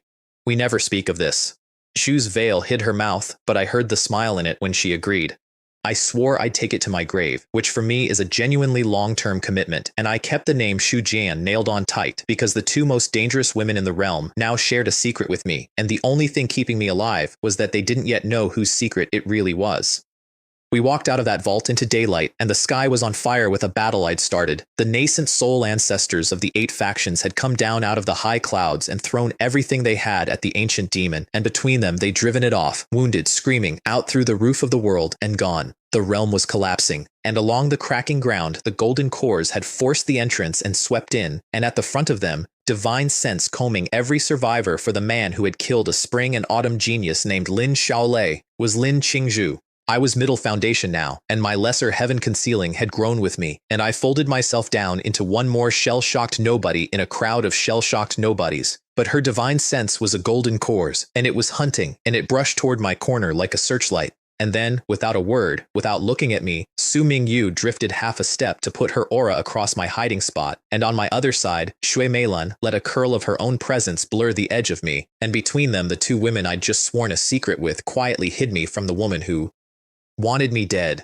I walked out of the Shuantian secret realm alive, 2 gourds richer, 1 demon guiltier, and shielded by the last 2 people I'd ever have asked for help. And instead of going back to the sect, I pointed myself at a little village full of peach trees, because I'd been away a long time, and there was a boy there who called me Grandpa, and I needed to see with my own eyes that he was still all right. He was not still all right, but I didn't know that yet. Peach Blossom Village had done well by me.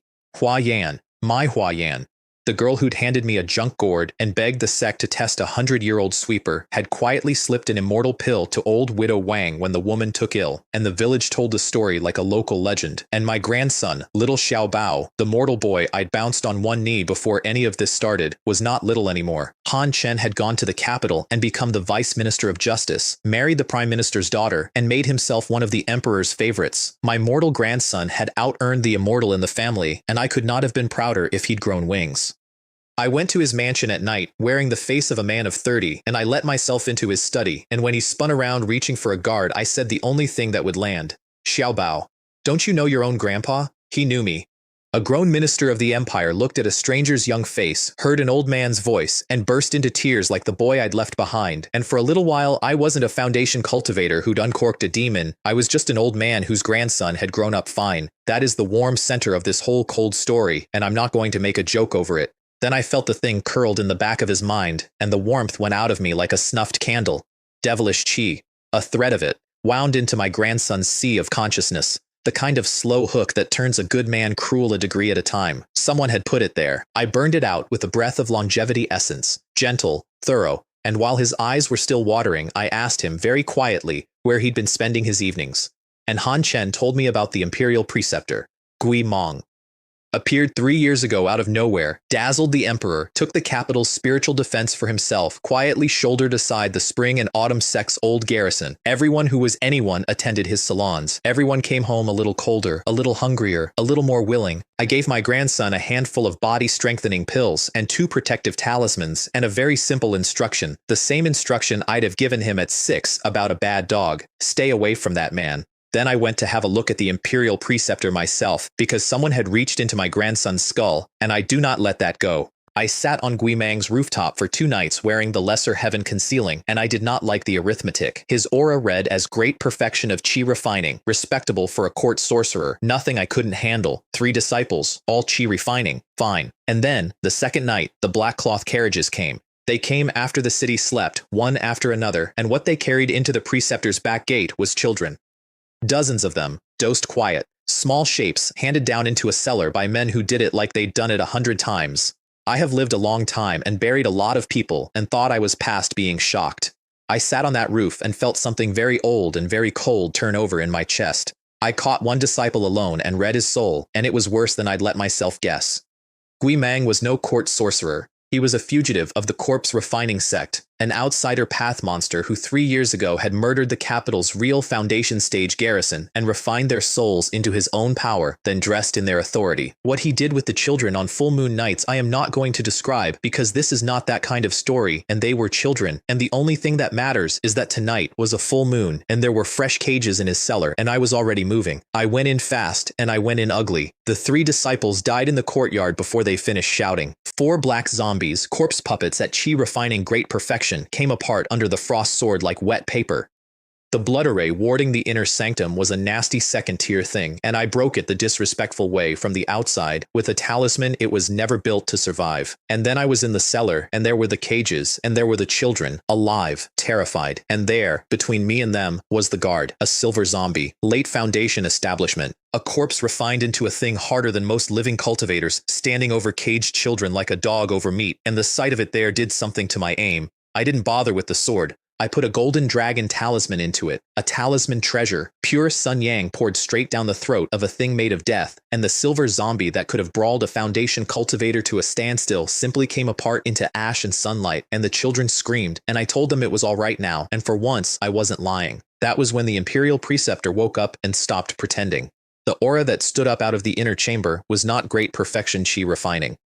It was great perfection of foundation establishment, wounded, hidden under layers of concealment. Even my soul search had only half cracked. A demon cultivator, a full great realm above what he'd advertised. For one honest second, I recalculated my odds, and they were not the odds I'd walked in with. He threw himself into the blood pool to knit his wounds and inflate his power, and I felt him grab for an escape, a void-breaking talisman, the coward's exit, the tear in space that would drop him 1,000 miles away to start again in some other city with some other seller. I did not let him leave. The soul-destroying needle went out the instant I felt the talisman ignite, and it did the one thing that beats a teleport. It cracked his concentration at the exact moment he needed it whole.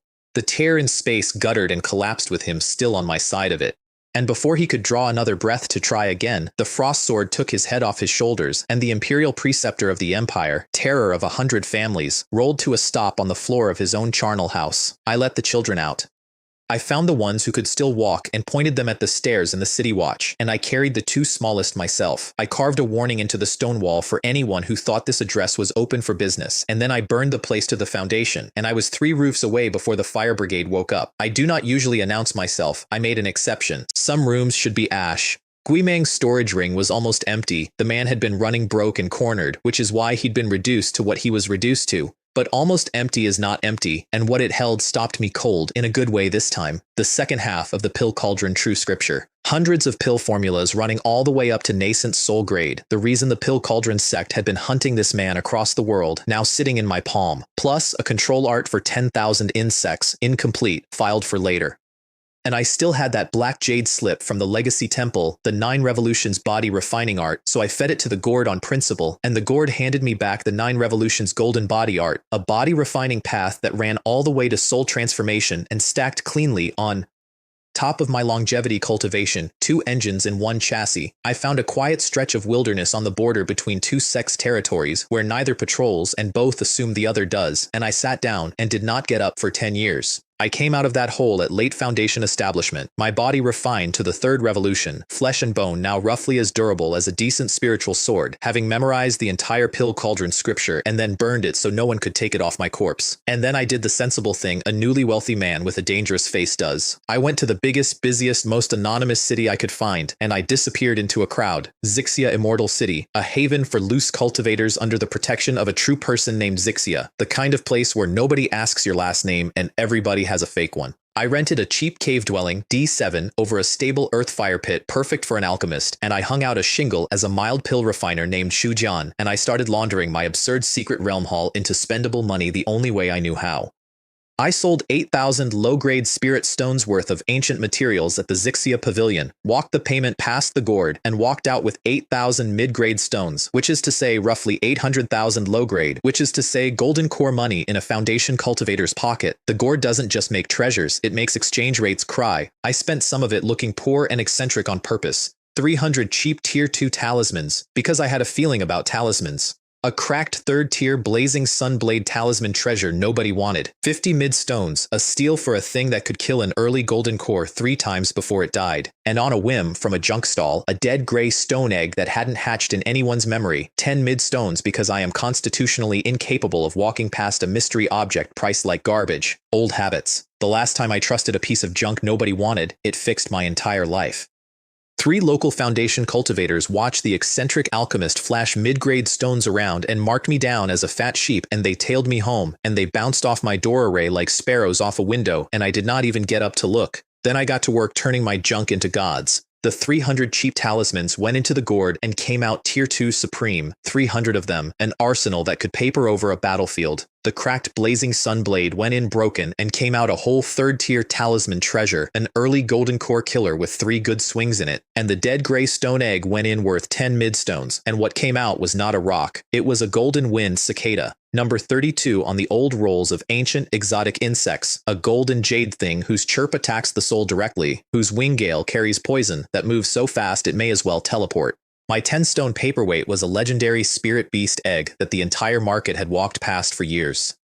I bonded it with a drop of blood, fed it the last of the spirit liquid spring, and named it Little Gold, and I wanted on the record that the most broken thing I own, the Gourd that eats furnaces and makes gods out of trash, once again proved that its favorite trick is simply seeing value where every expert in the room saw junk. Which, come to think of it, is also the story of how a 100-year-old sweeper ended up here at all. Then I sat down in cave D7 with the greatest pill scripture in the eastern wilderness and a bottle gourd that cheats, and for 10 years I learned to make medicine. 10 years later, I ate 3 top-grade condensing true pills I'd refined with my own hands and stepped into great perfection of foundation establishment, the last landing before the cliff every foundation cultivator either climbs or dies on.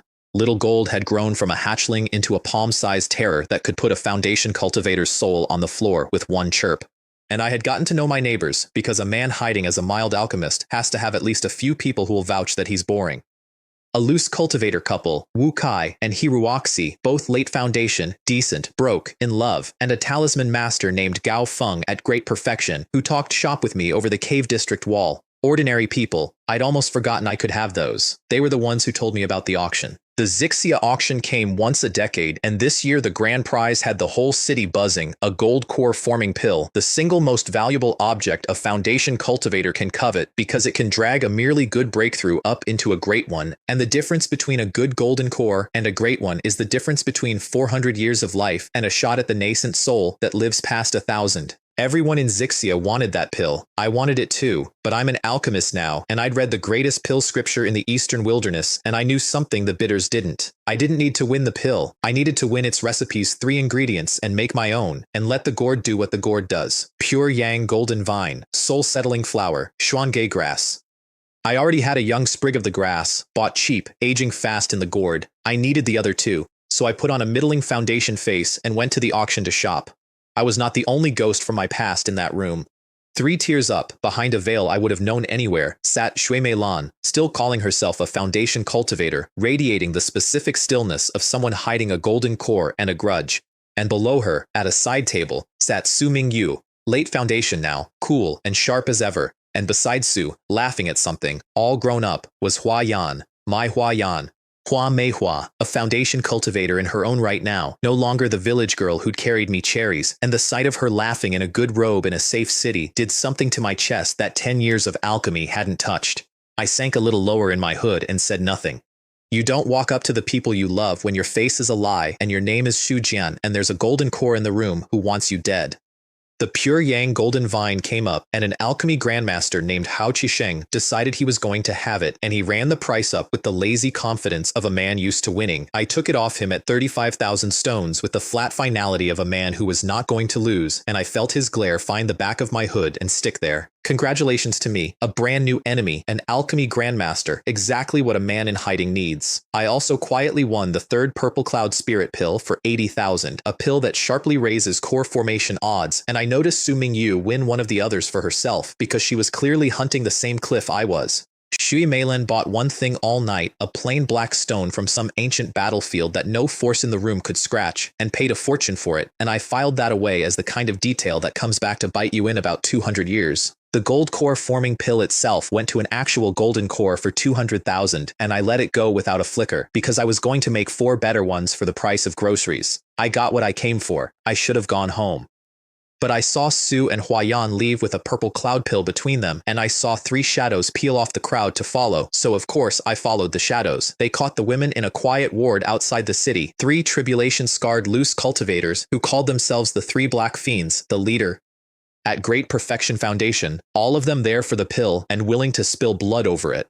Su had her sword out and Huayan at her back, and the math was bad, 2 against 3 with the 3 a hair stronger, and I did not spend even 1 second deciding. I came down cloaked because Huayan's eyes are too sharp and always have been, and I ended it before it was a fight. The soul-destroying needle took the leader's mind out from the inside mid-sentence. The frost sword opened the second one throat to spine before he'd turned around. The third tried to run, and Little Gold's chirp folded him where he stood, and I finished him without slowing down. 3 Great Perfection adjacent killers, dead in the time it takes to describe them, and 2 women staring at a hooded stranger who just saved their lives without a word. And then Huayan, my Huayan, who had known me when I was nothing, tilted her head at the shape of me and the way I stood and said, in a small, stunned voice, "Grandpa Songlin, is that you? I have kept a lot of secrets in this life, and that was the hardest one to hold." I made my voice a stranger's, told her she'd mistaken me for someone else, and I was gone into the dark before she could take a step, before she could see my face and be right, because a girl who knows my secret is a lever every enemy I have could use against me, and I would rather she grieve a dead grandfather than get killed for a living one. Behind me I heard Su Ming Yu, gentle and certain, telling her she was imagining it, that old Han Feng had been 100 years old and stuck at Qi refining and was surely long dead, because that is the only sane conclusion, and it is completely wrong, and it kept me alive. Some things you don't say out loud, no matter how much they cost to swallow. I went home and drowned the ache in work, which is the immortal's oldest medicine. The Gourd had a very good night. A broken ancient talisman I'd picked up for nothing went in and came out a 4th tier transfer ancient symbol, a nascent soul grade teleport, a single-use get-out-of-death card I sewed into my sleeve and prayed I'd never need. The pure yang vine went in at 300 years old and came out 600. And the purple cloud pill went in good and came out supreme, near enough to a real gold core forming pill to make my hands itch. I sent Wu Kai and his wife after the last ingredient, the soul-settling flower guarded by a ghost leopard in a haunted valley, and paid them in free alchemy for a decade, and they came back scratched and grinning with the flower in a jade box. 3 ingredients, 1 scripture, 1 gourd. I was ready. On my 130th birthday, I sat down to make the pill that would decide the next 1,000 years of my life. The recipe allowed 3 attempts. I burned the first set of ingredients on a heat I misjudged. I burned the second set on a timing I rushed, and sat in the smoke telling myself that 2 failures is just information, which is true and did not help. On the 3rd and last attempt, with the last of everything I had, I refined for 49 days without sleeping, and at the end of it the furnace cracked open on 1 perfect gold core forming pill and 3 lumps of waste. 1 pill. Exactly enough. And then I picked up that single priceless pill, the crown of 30 years of work, and I dropped it into the mouth of a bottle gourd because I have a gambling problem and it has never once let me down. 4 supreme gold core forming pills rolled back out into my palm, each one better than the one the auction sold for 200,000. 2 diamond bosses, 30 years of prep, 3 failed batches, and the grand prize was 4 pills that shouldn't exist. I have the best job in the world. I did not get to enjoy it because the world picked that exact week to end. The Northern Yao, the demon race, came south in a flood. Vast ocean immortal city, a bastion that had stood for an age, simply fell, and 8 factions threw up a defensive line across the frontier, and Zixia Immortal City sat right on the front of it. The city started conscripting every cultivator it could grab, and a great perfection alchemist is exactly the kind of asset a war effort loves.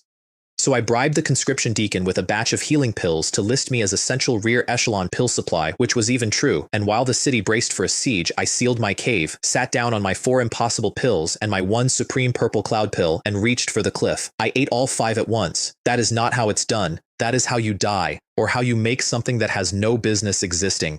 I made the second one. The core that condensed in me did not turn the usual way. It turned 9 times, folding tighter and purer and denser with every rotation, a 9-turn golden core, the thing the old alchemists whisper about, 1 in 10,000, the specific quality of core that carries a real ticket to the nascent soul realm 1,000 years up the road. A golden radiance blew out of my cave and lit the sky for 100 miles. So much for hiding. And then the strangest thing that has ever happened to my body happened. The light poured back into me, and it burned my age away. 130 years of it, the aches and the gray and the century of hard living, all of it scoured out, and when I opened my eyes and found a puddle of spilled spirit water to look into, a boy of 17 looked back. Smooth face, black hair, a lifespan that had just leapt past 700 years, and a core like a small sun sitting where a tired old man's heart used to be. I have been a lot of things in this life. I had never once, not even the first time around, been young and strong and beautiful, and here it was handed to me at 130 as a side effect of not dying. I laughed until it echoed. I had walked into that cave a hidden old alchemist. I was about to walk out of it, a boy with a legend in his chest and a 100-mile signal flare over his head, announcing to every demon and hero in the theater that something worth killing had just been born. The demons noticed first. 4 core formation Yao cultivators peeled off the siege and came for the city and the golden light, led by a tiger-headed monster who wanted Zixia's walls for a trophy and the true person Zixia herself as the prize to prove he'd taken them. The city's defenses buckled. Zixia was going to fall, and I was fresh off a breakthrough and not yet steady, and I was doing grim arithmetic about whether a 9-turn core straight out of the oven could kill 4 core formation demons before they killed a city, when the sky solved my problem for me. Something came down out of the clouds smelling of wine. He was ragged and grinning and stinking drunk, an old sword god with a gourd of liquor on his hip, and he drew once. Just once. 1 sword light crossed the sky, and the 4 core formation demons who'd shattered a city's defenses came apart. Like the ending was a foregone conclusion, he was too bored to draw out, and the beast tied behind them broke and ran. the wine sword immortal, late nascent soul, grand elder of the 5 element sect, had been passing through, smelled a 9-turn golden core being born, and detoured to see the child who'd made it. He looked at 17-year-old me standing in the wreckage with a core like a small sun and a face that gave away nothing, and he laughed, and he offered me a job. Guest elder of the 5 element sect. Freedom, resources, and the one thing money can't buy in this business, a nascent soul standing behind you so the golden cores think twice. He pressed a 5 elements order token into my hand and told me to come find him when I'd sobered up from the breakthrough, and he was gone in a wine smell and a sword light. I stood there holding a token that changed everything, a 9-turn golden core, 400 extra years, and a brand new powerful patron. And I did the only reasonable thing. I looked up at the sky where a drunk had just casually deleted my problem, and I thought, all right, new plan. I'm going to need a much bigger sword. The 5 element sect took in Shu Jian, the guest elder, and gave him a peak of his own, Heaven's Spring, and a place at the table with real cultivators for the first time in my strange life. The sect leader, True Man Fenyan, a late golden core with a temper like his name, gifted me a Tai Chang sword as a welcome, an ordinary decent blade, and I thanked him warmly and wore it on my hip forever after, because a man carrying a mediocre sword is not a man anyone worries about, and that is the whole point of me. Then I went shopping in the sect's scripture pavilion with a bottle gourd and a straight face, and I would like to describe the next month as the most cost-effective shopping trip in cultivation history. I picked up a 6-fold Thunderbody art, fed it to the gourd, and got back the 9 heavens Thunderbody, which let me split into 9 lightning clones at 70% strength each, which is to say, I could now lose a fight 8 times and win it on the 9th body. I bought a plain thunder sword and a plain Xuan turtle shield, and the gourd handed them back as the Tianxiao sword and the Wutu shield, both 3rd tier supreme, a blade that could gut a golden core and a shield that could eat one's best strike. I bought a soul-fixing mirror to steady my mind, and the gourd returned a soul-seizing mirror that could rip a cultivator's soul out through his eyes. Every master in that pavilion had walked past these things for a century. I bought them like day-old bread and walked out with a god's armory, and I kept my mediocre Tai Chang sword on my hip the whole time, smiling like a man who'd found a good deal on turnips. And then I opened the furnace. I still had the Zhuantian pill furnace I'd swallowed off a dead sex floor, and now that I was a golden core, I could finally light it, and inside the ancient pill it had been cooking for 10,000 years turned out to be 3 heaven-mending pills, 4th tier supreme, each one worth 300 years of lifespan, the kind of pill a nascent soul begs for once in an existence. The gourd, naturally, upgraded the furnace itself into a heaven-burning furnace that doubled as a weapon and bumped one of the pills to 5th tier, worth 500 years and a touch of true spirituality. I ate one on the spot. My lifespan rolled over past 1,000 years, and my cultivation jumped to the peak of the early golden core stage, and I sat in my new cave doing the arithmetic of a man who'd been told at 100 that it was too late, and who now had a millennium in front of him. The universe said too late once. I've spent every year since making it eat those words. There was only one thing the gourd couldn't hand me, and it was the thing I wanted most. My natal sword. The Longevity Judgment Sword, a 36-blade formation that would grow with me for the rest of my life, needed 3 main materials so rare that the sect's own formation master, a careful man named Wen Zhi, laughed when I asked. A 10,000-year spirit wood heart. Thunder Tribulation Spirit Liquid. Gang Metal Essence. Unobtainable, all 3, the shopping list of a madman. But Wen Zhi taught me something worth more than the materials without meaning to. When he reforged his own array platform with a new core material, the finished thing read to my gourd as new and could be upgraded again. A reforged treasure counts as fresh. File that away. It's going to matter enormously later to a man who can only pull the slot machine once per object. I ground contribution points refining pills for the sect, climbed to the middle golden core stage, and I was settling into the most comfortable stretch of life I'd ever had when the demon race came back and burned it down. The Yao invasion crested, and the sect conscripted its guest elders to the front, to Eagle Beak Gorge, the last fortress on the last pass, hold it 100 days, or watch the eastern wilderness fall. The reward for surviving those 100 days was 1 free pick from the Heavenly Treasure Hall, and the Heavenly Treasure Hall held Gang Metal Essence, one of my 3 impossible materials, so I did not have to be talked into going. I went for the sword, and when I reported to the Fortress Alchemy Room, the officer in command of it, the late Golden Core who held my life in her hands for the next 100 days, was Lin Qingzhu, the woman who had hunted me across a battlefield for killing Lin Xiaolei, the woman I'd hidden from in a secret realm. She looked at the 17-year-old guest elder called Shu Jian and saw nothing, no old sweeper, no battlefield ghost, just a pretty young alchemist beneath her notice, because the last time she'd have recognized me I'd had a 100-year-old face and the gourd had burned that away. I stood at attention in front of my oldest enemy and she didn't know me from a stranger. I have had a lot of satisfying moments. Few of them beat saluting the woman who wanted my head while she checked my name off a roster and forgot me. Su Mingyu was assigned to that alchemy room too. So was Hua Yan. And Lin Qingzhu, who could not place why she disliked the alchemist but disliked plenty of other things freely, took out her general foulness on the two of them, posting Su and Hua Yan to the deadliest outer patrols, the meat grinder walls, the shifts people came back from in pieces or didn't come back from at all. So I spent that 100-day siege quietly running interference for two women who had no idea their guardian angel was the grandfather one of them still mourned. Third-tier talismans slipped into their kits, wounds healed overnight by an alchemist who happened to be nearby, excuses invented to keep them off the worst walls and inside the room.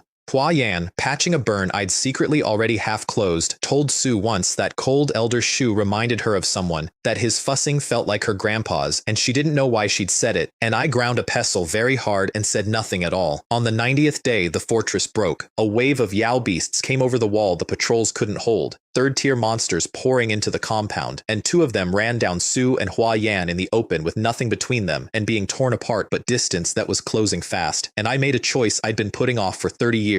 I stopped hiding. The Tianxiao sword came off my back, not the mediocre Tai Chang on my hip, the real one, third-tier supreme, and it crossed the yard as a bar of blue light and took both beasts apart before they reached the women. And Su Mingyu spun around and saw an alchemist wielding a supreme sword like a golden core swordmaster, and I watched the last of her doubt die. Shu Jian was the hooded savior from Zixia. She was sure now. She just didn't know how deep it went, and I didn't have time to worry about it because above us the sky was tearing open. The fortress's 3 commanders were in the air fighting for all our lives. Shu Qingyang of my own 5 Elements sect, Lin Qingzhu, and Wang Daji of the beast-taming pavilion against a knot of demon-race golden cores and, at the center of them, a black-armored demon ape at great perfection, a monster, a full tier above anything on our side. Then Wang Daji turned around and stabbed Shu Qingyang in the back. He'd been a demon race spy for 100 years, a heavenly wolf in a man's skin, planted in a human sect and waiting for exactly this moment.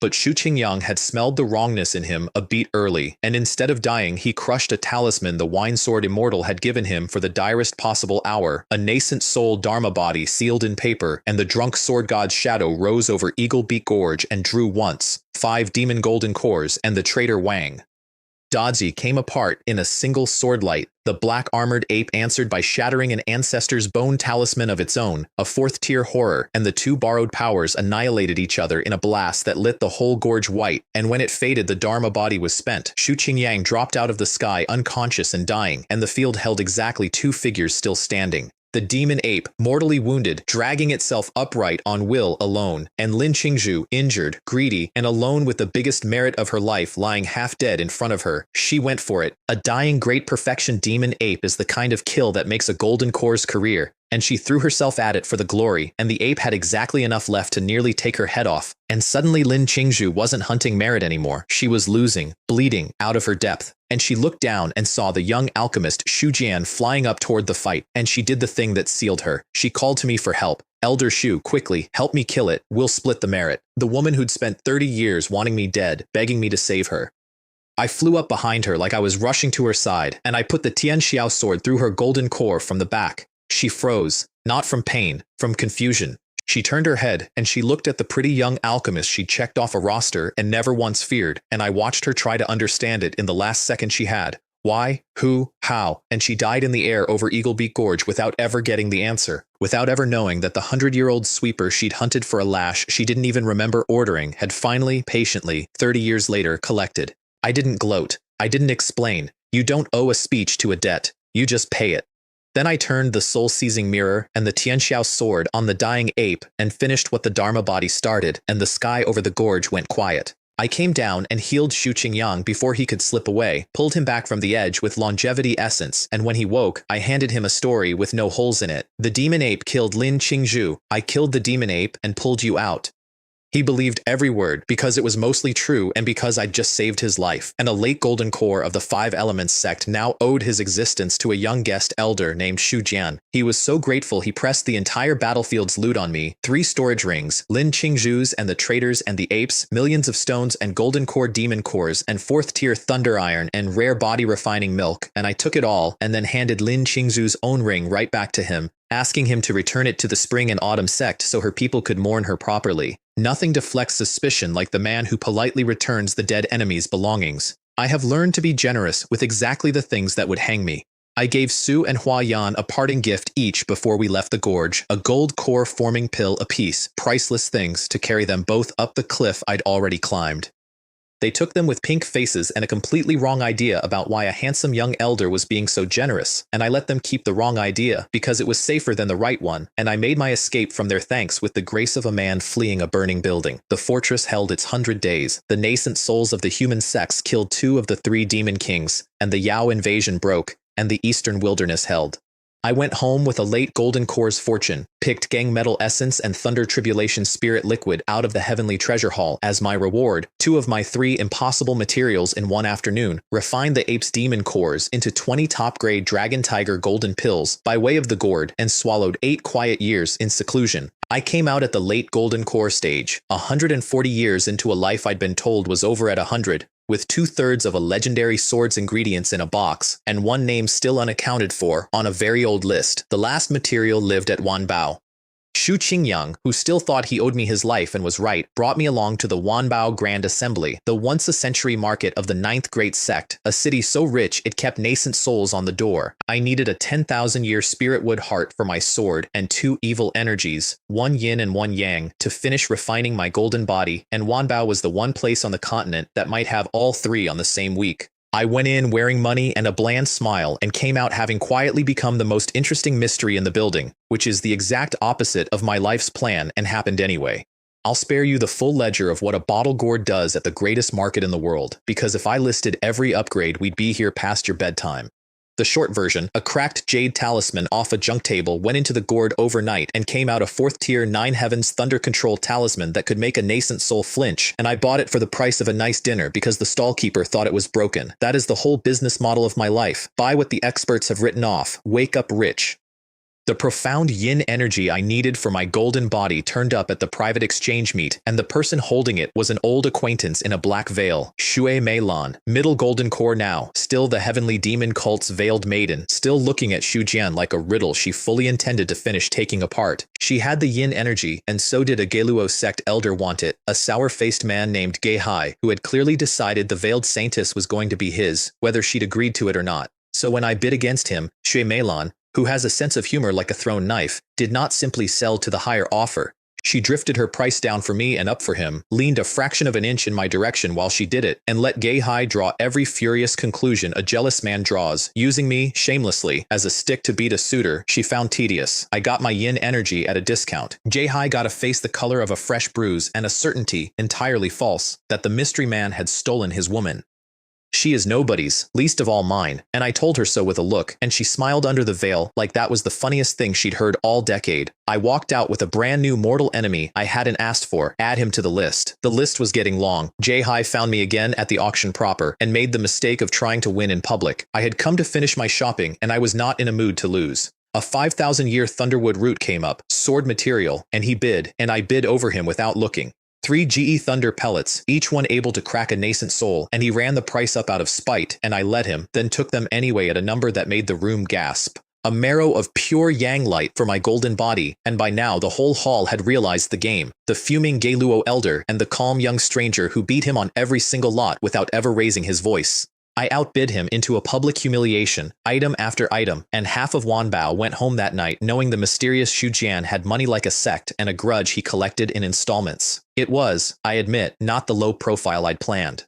Some days the man who spent a century swallowing his pride just wants to watch a bully lose in front of a crowd. The real prize was quieter, a private fair, nascent souls only, where I wore a borrowed face that said nascent soul myself and traded a demon's ransom of loot for a void realm spirit wood heart older than 10,000 years, threaded through with spatial law, finer than the ordinary 10,000-year heart I'd come hunting. 40 years I'd chased 3 impossible ingredients that a sect formation master had laughed at me for wanting. I walked out of Wanbao with all 3 in a box, and for one clean evening I felt like a man who'd finally found the last piece of a set he'd assumed he would die incomplete, which is of course exactly when 2 nascent souls tried to rob me on the road home.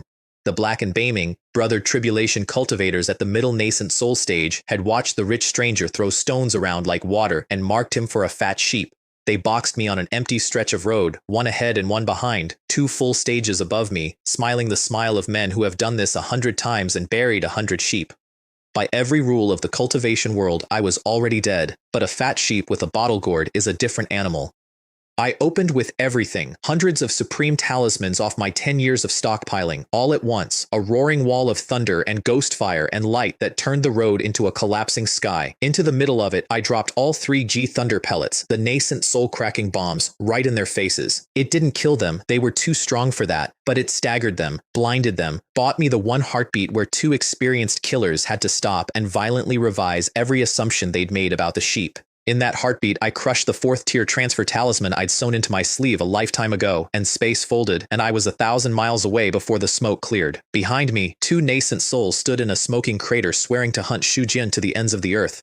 So now I had a demon saintess's jealous suitor, a pair of humiliated tribulation brothers, and a demon race grandmaster wearing my enemy's skin, 3 separate powerful parties who wanted me dead, and not a single one of them knew my real name. Some men collect friends. I appear to collect assassins. It's fine.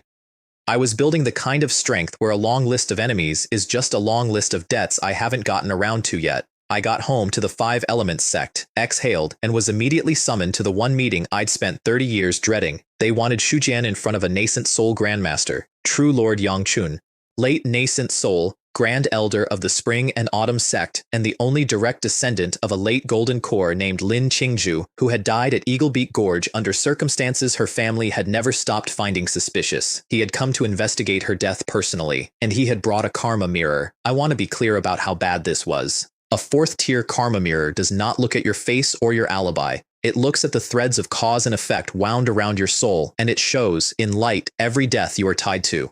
I had put a sword through Lin Qingju's golden core with my own hand. The thread between us was a rope. And I was standing in a hall in front of the man who loved her, at 2 full realms below him, being asked to look into the mirror that would show him exactly what I'd done. Su Mingyu was in that hall. So was Hua Yan. I felt their eyes on me, wide, warning, helpless, 2 golden cores who could do absolutely nothing if that mirror lit up, and who I realized in that moment did not want it to, whatever they suspected about me, and I filed that realization away for a calmer day. Yangchun's divine sense came down over me like a mountain settling onto my shoulders, and the karma mirror flared, and I did the only thing 100 years of hiding had built me to do. I disappeared in plain sight. The minor heaven-covering art, perfected by the gourd past anything its makers intended, folded the karmic rope flat against my soul and held it there while a late nascent soul stared straight at it, and the mirror looked at the man who'd killed Lin Qingju and showed true Lord Yangchun a clean, dim, boring young alchemist with no interesting deaths on him at all. He held me there a long time, a very long time. I stood in that light like a lamb on a butcher's table, calm on the outside and screaming on the inside, and I did not so much as blink, and at last the mirror dimmed and the mountain lifted off my shoulders, and Yangchun, mildly disappointed, apologized for the inconvenience and gave me a pill as compensation for wasting an innocent elder's time. I took the pill, I thanked him, I bowed, and walking out of that hall, hollowed out with relief and burning with a humiliation I'd never felt so cleanly, I made myself a quiet promise, the kind I actually keep. I was going to reach the nascent soul realm.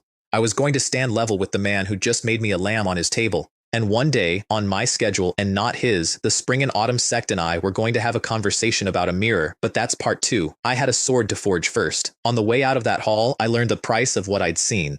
Yangchun cornered Su Mingyu with a smile and a leash. The Lin family ruled Spring and Autumn now that Su's old nascent soul ancestor had died, and Su had 100 years to break into the nascent soul realm herself, or be handed to Yangchun's junior Lin Guangming as a Dao companion. Her fading family swallowed whole in the marriage. She said nothing where he could see it, but I caught her face as she turned away, and it was the face of someone doing desperate arithmetic with no good answers in it, and I put that away next to the mirror for the same rainy day. Then I went into a hole in the ground for 20 years, and I came out a different order of monster. I sealed myself behind a 4th-tier defensive formation, and I did everything at once. I ate Guiyuan pills the gourd had blessed until I stood at the great perfection of the golden core, one landing below the nascent soul cliff. I drove my 9 revolutions golden body to its 5th transformation by soaking it for 5 years in the 2 evil energies I'd bought at Wanbao, letting profound yin freeze me and pure yang burn me over and over until my flesh forged itself into something close to a spiritual weapon that happened to be shaped like a man. I made myself a 3rd-tier artifact refiner, and then, at the end of it, I lit the heaven-burning furnace, and I built my sword, the Longevity Judgment Sword, 36 blades in one natal formation, grown from a 10,000-year spirit wood heart and thunder metal and tribulation liquid, folded together over a furnace hot enough to melt the sky. And when it came out, it was a 4th-tier low-grade natal treasure with 36 restrictions humming inside it, the finest weapon I had ever held. And then, because a freshly forged thing counts as new, and because I never in my life leave a slot machine unpulled, I dropped my brand new legendary sword into the bottle gourd.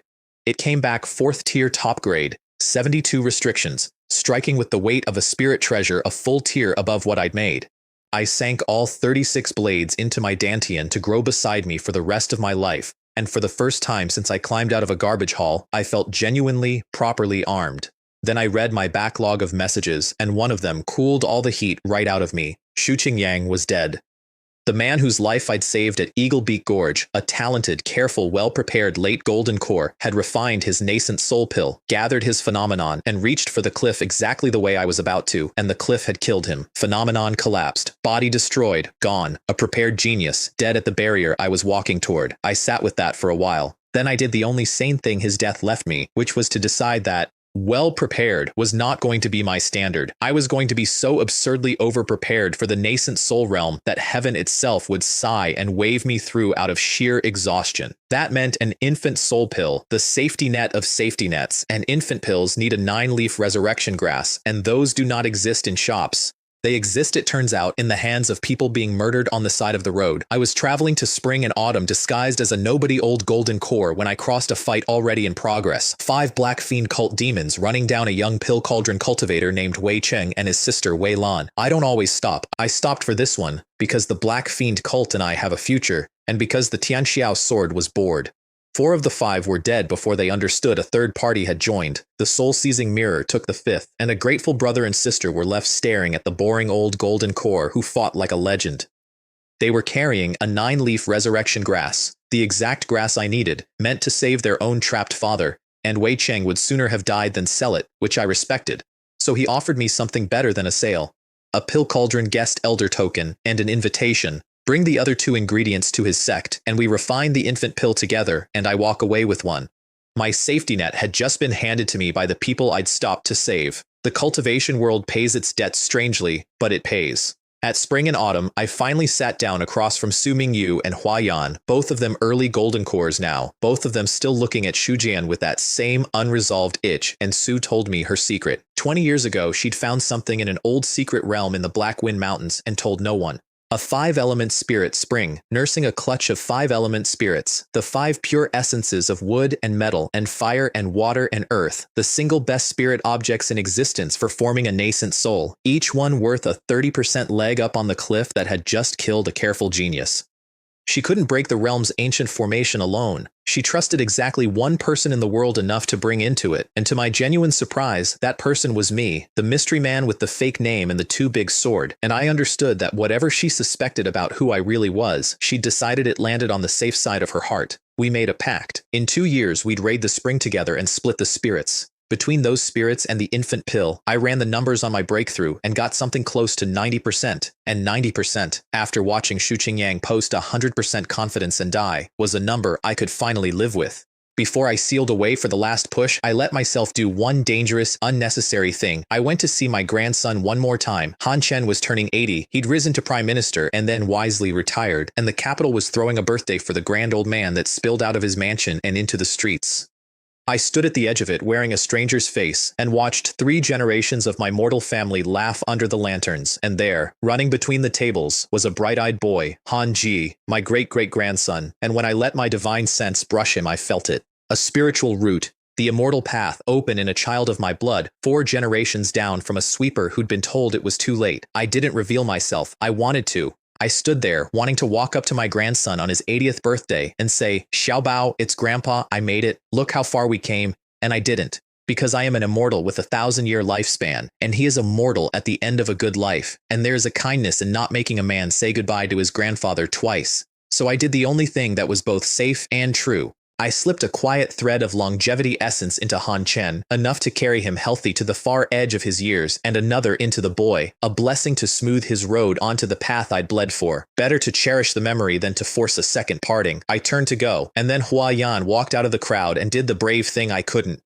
She descended in front of the whole party, openly, a golden core immortal stepping down among mortals, and she went to my grandson and said, "Brother Han Chen, don't you know me? It's Hua Yan from Peach Blossom Village." And my grandson, 80 years old, looked at the young immortal woman who hadn't aged a day since his childhood, and remembered the girl next door, and the two of them stood there in the lantern light holding the same lost village between them, one of them mortal and ending, one of them immortal and going on, both of them still missing the same old man.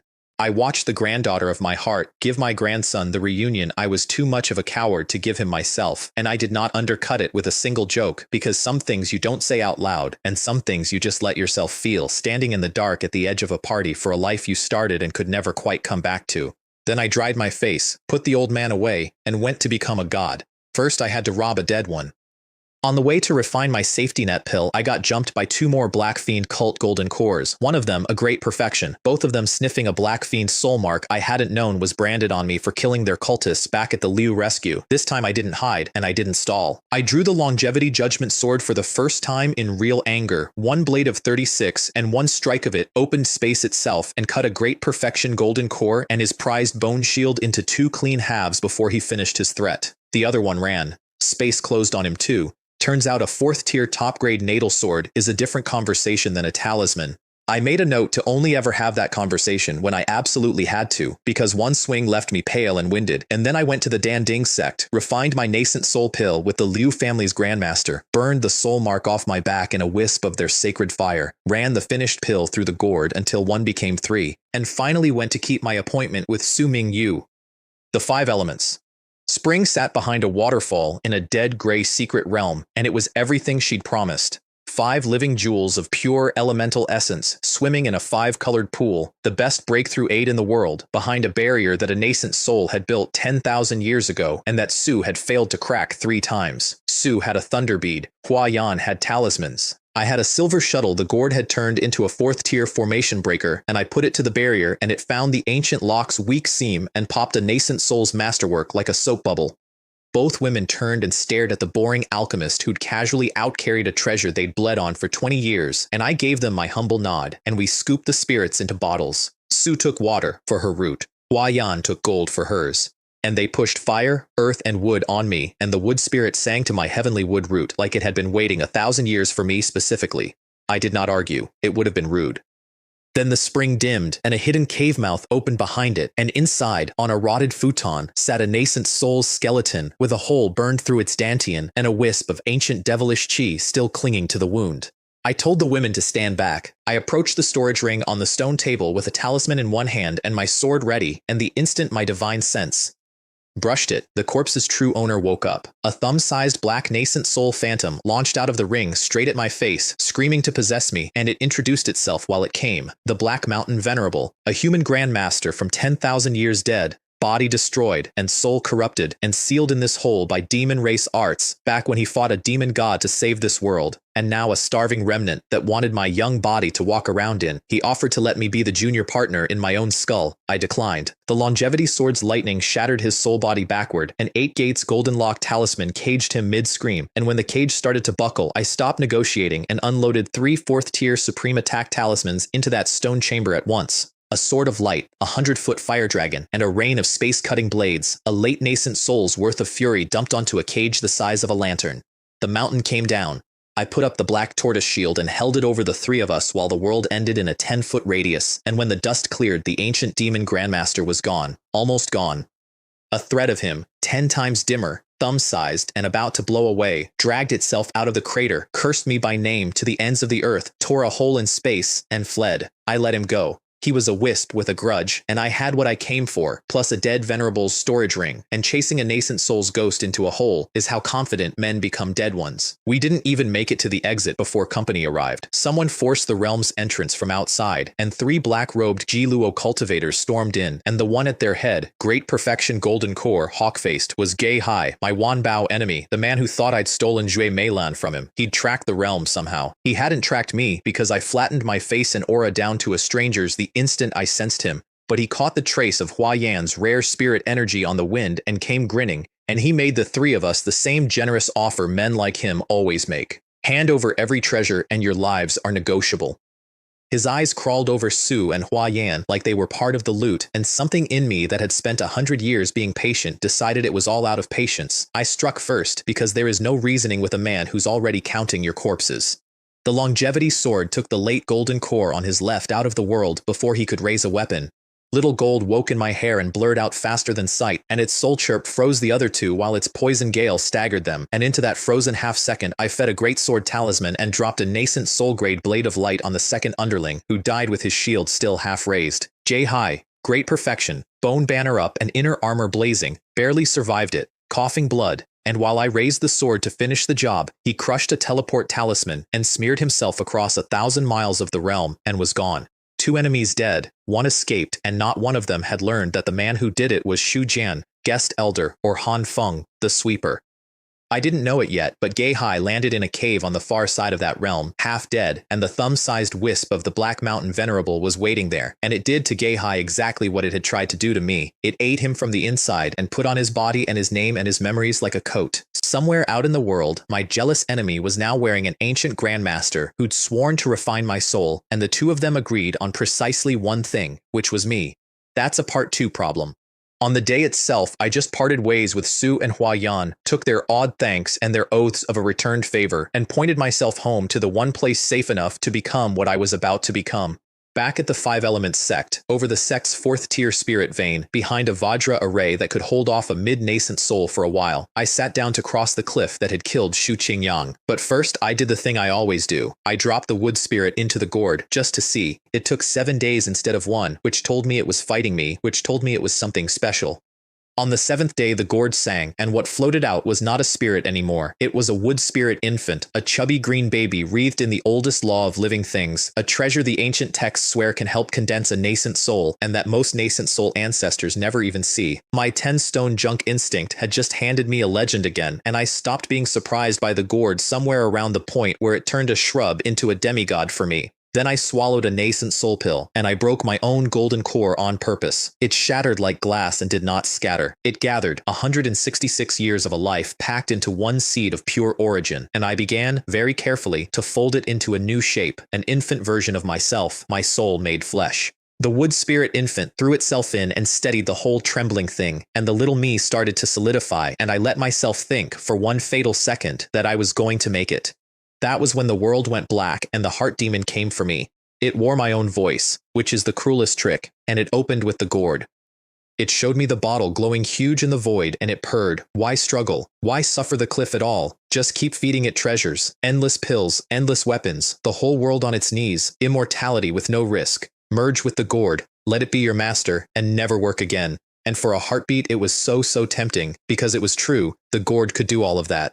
And then I went cold, because I have never once in 166 years let a treasure be the thing that saved me. The gourd is a tool in my hand, it is not the hand. Disperse. And it did. It came again wearing my old life, the cramped rented room, the flickering screen, the small safe nothing I died out of. "Come back," it said. "The immortal world is a fever dream. Be ordinary and be safe." And it showed me the other ending, my core collapsing, my body a cripples, the sect throwing me out, Su and Hua Yan turning their backs and walking away into the cold. Fear tried to drown me, and I laughed at it, because my past life is gone, and I am still here, and a man who has already lost everything once is very hard to threaten with losing it again. My heart is a sword. It does not bend. Break. And then the last wave, the one with no scenery, just my own voices screaming the only question that could actually kill me. Who are you, Han Feng or Xu Jian? You changed your face, you hid your name, you schemed every step. So how are you any different from the ancient thing you just burned in that cave? Does your sword cut your enemies or your own heart? And my soul light guttered, because that one had teeth. That one I'd been not asking myself for 80 years. So I answered it. Out loud, into the dark, with everything I had left. I am who I am. I am Han Feng, and I am also Xu Jian. The names are masks, and the masks are smoke, and under all of them, there is one real thing, and it's my own heart, and it is clean. My Tao is under my own feet. It's the path of immortality, and the path of freedom, and the path of the blade, and the path of protecting the people I love. All of it, mine, walked without apology. The road is long, and the tribulations are just scenery on it, and where my heart points I will go if it takes dying 9 times to get there. So get out of my head. And the black tide of doubt shattered like ice in the sun, and the heart demon was done, and the Last thing keeping my nascent soul from finishing quietly clicked into place. The little me opened its eyes in my dantian, and the sky over the Five Elements sect caught fire. Auspicious clouds rolled out for 1,000 miles. Music came from nowhere. Golden lotuses fell out of the air and grew where they landed, and a pillar of pure law light punched down through the clouds and through the mountain and into my cave to bathe the thing I'd just made. Because it was not an ordinary nascent soul. 3 azure clouds turned over its head. A 12-petaled golden lotus held it up, and in its tiny hands were 2 written talismans, one of the 5 elements and one of the sword. A Heavenly Dao Nascent Soul, the legendary one, the kind the old books say is guaranteed, if it simply survives, to become a god transformation ancestor, and maybe someday something higher than that. The whole sect boiled out of their houses to gape at a phenomenon nobody living had ever seen, and 3 nascent soul ancestors came down out of the high clouds at once, and the one in front with the wine gourd on his hip took one look at the pillar of light falling on my cave and started laughing like a man who'd won a bet with heaven. The wine sword immortal slammed the sect's grand formation shut over the whole mountain to hide the sky before the wrong people saw it, because a newborn Heavenly Dao Nascent Soul is the most murderable treasure in the world, and every enemy the sect had would spend everything to strangle a future god in its crib. I came out of seclusion a few months later, 166 years old, at the Nascent Soul stage, and I stood in my cave and looked at the little immortal in my dantian, 36 swords turning around it, standing on my furnace and cradled in its small arms. Finally, the Gourd, tucked inside my own body, where no one could ever take it from me again. The bottle that a village girl handed a 100-year-old reject as a pity gift, now sleeping in the arms of the god that reject had become. The 3 ancestors were waiting at my door. They made me the 6th Supreme Elder of the 5 Elements sect, one of 5 men who ruled the strongest power in the eastern wilderness, and offered me a grand ceremony to announce it to the world. I said no thank you to the ceremony. A man with my secrets keeps the fireworks small. But I took the seat because it came with a 4th-tier vein and a wall of nascent souls and the follow-up techniques my longevity art could no longer give me, and because after 166 years of hiding in one hole or another, I had finally hidden my way to the top of the world. I had started 100 years old, a sweeper in a garbage haul, holding a spirit stone that screamed, I was 1 in a million, while a room full of people told me I was 100 years too late to matter. 66 years later, I was a Heavenly Dao Nascent Soul and a Supreme Elder, a thing the ancient books promise will one day be a god. The universe told me it was too late. I had spent every year since making the universe apologize, and I made the mistake every climber makes. I stood on the summit and thought I'd reach the top. The top of the first mountain is just the place where you can finally see the second one. I had a little black box in my storage ring with a screaming flame in it that I didn't have a name for yet, and that flame had an owner, and the owner had 10,000 years and a very long memory. I had a dead grandmaster wearing my enemy's face, out there somewhere, sworn to burn my soul. I had a nascent soul with a karma mirror who still hadn't been paid for making me a lamb on his table. And down in the mortal world, a girl who once handed a hopeless old man a junk gourd, and a grandson who called me by a name no one else alive remembered, were both still breathing in a world that was about to get a great deal darker. I thought becoming a god was the end of the story. It was the part where the story finally got dangerous. Let me tell you what the top of the first mountain cost me. A Supreme Elder gets the 7th floor of the Scripture Pavilion for free, and the 7th floor is where the 5 Elements sect keeps its soul, the 5 true scriptures the whole sect is named after. I only needed the wood one for my own path. I copied all 5 anyway, quietly, because I am a 160-year-old man who does not leave value on a shelf, and then, back in my new cave over an earthfire vein, I did the thing I always do. I dropped all 5 jade slips into the gourd, just to see. They didn't upgrade. They fell into orbit around each other, gold and green and blue and yellow and red, a little wheel of the 5 elements turning in the belly of a bottle, and after 7 days they melted into one warm slip with law patterns crawling across its face, and when I read it my hands shook. The primordial 5 elements Dao scripture, a technique that points at the origin of the great Dao itself, that runs past the nascent soul realm into realms I didn't have names for, built on the one principle I'd never appreciated until that moment, that the 5 elements make each other in an endless wheel. My pure wood root wasn't a limitation, it was the hub. Wood makes fire, makes earth, makes metal, makes water, makes wood, forever, and I only had to steer. The gourd hadn't upgraded a technique. It had built one that shouldn't exist, and when I finished the 2-year job of turning every drop of my power over to it, my lifespan rolled past 2,500 years. There is exactly one catch to cultivating the origin of creation. It eats 5 times the resources of a normal path. A god with a Dao like mine is a god who is always, always hungry, which brought me to the flame. That little black box from the dead Grandmaster's cave, the one I'd sealed and not looked at too closely, turned out to hold the Black Fiend Netherfire, a true fire of heaven and earth, ranked 121st in the world, a fire that does not warm or forge or cook. It burns souls, bodies, minds, nascent souls, all the same, down to nothing. A pure killing fire, and refining it into myself would either hand me a weapon that terrified late nascent soul monsters, or scatter my soul across the room, and the one thing standing between those two outcomes was a scrap of a substance called Myriad Transformations Soul Marrow, the only known armor for a soul on fire. Rarest thing in the eastern wilderness, bought half a year back at auction by exactly one person, Xue Meilan. Of course it was her. The heavenly demon saintess, still stuck at the last landing below the nascent soul cliff after all these decades, and I'd have felt smug about the coincidence, except I understood immediately why she was stuck. That vault in the secret realm, the 8 hours 3 enemies spent holding hands to keep an ancient demon out of their heads, was still in her. A demon saintess is not built to have trusted anyone, and she had, once, been forced to, and it had lodged in her like a splinter she couldn't cut out. An inner demon shaped exactly like a man named Shujian that rose up and wrecked her every time she reached for the breakthrough. She wanted to kill me to be rid of it. She also, I found out, needed precisely one thing to fight past it and reach the nascent soul realm, a supreme grade nascent soul pill, which is a thing I had sitting uselessly in my ring because the Gourd had made me 3 and I only needed 1. So I did the coldest, cleanest, most cowardly genius thing in this whole story. I did not reveal myself.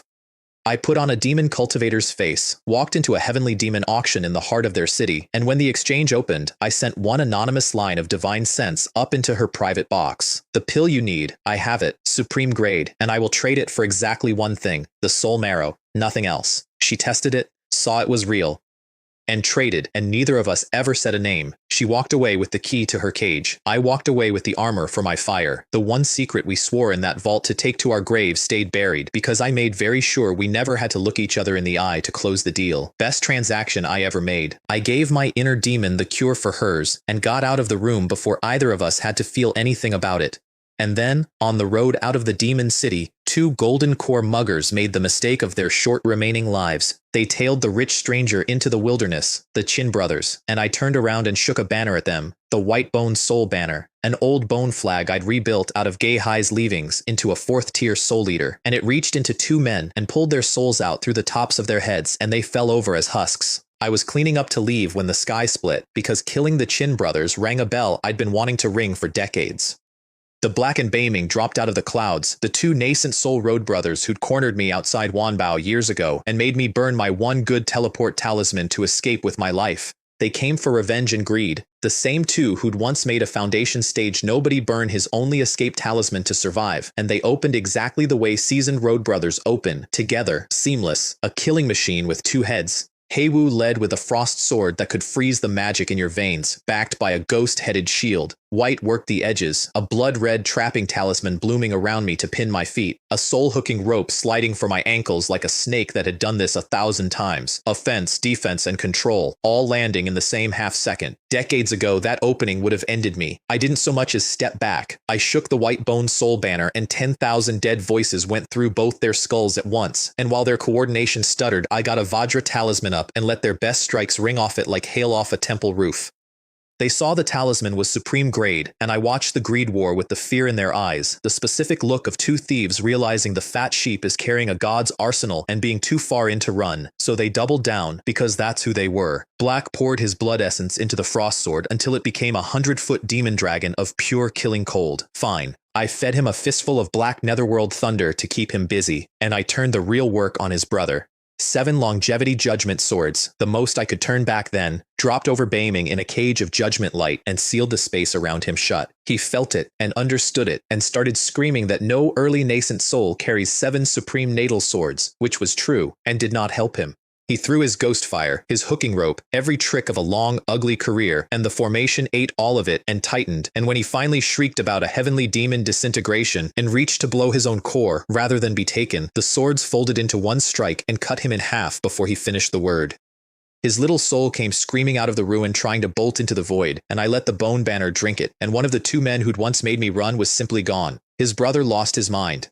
Watching white dye undid whatever discipline Heiwu had left, and he spat his own life essence onto his sword and came at me as a black demon dragon at nearly the late nascent soul level. One all-or-nothing strike with a teleport talisman already in his other hand for after. I took the dragon on the golden body I'd spent 10 years forging, coughed blood, stayed standing, and watched him tear a hole in space and vanish. Then I smiled, because a wounded man's teleport only carries him 100 miles, and I had a blood escape talisman of my own. And I crossed that 100 miles in a dozen breaths, came up behind his fleeing broken soul, and put a longevity sword through the back of it before he understood I was there. He had time for one last curse. He did not have time for a second.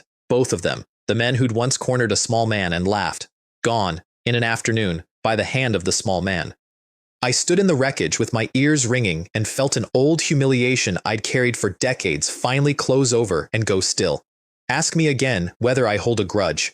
I hold them for years, quietly, without a word, while I get strong enough that collecting is a formality. Then I collect all at once. Then I went home and shut the door for 10 years, ate my way through a mountain of supreme pills, drove my body to its 6th golden revolution, and came out at the middle nascent soul stage. And when I was strong enough that the fire couldn't quite kill me, I opened the box. Refining the Black Fiend Netherfire was the worst day of my 2nd century. It came out of that box screaming and went straight for my soul, and I caught it in a fist of 5-element power and dragged it toward my dantian while it burned my meridians in reverse and packed my skin in black frost and threw every horror it had against the inside of my skull.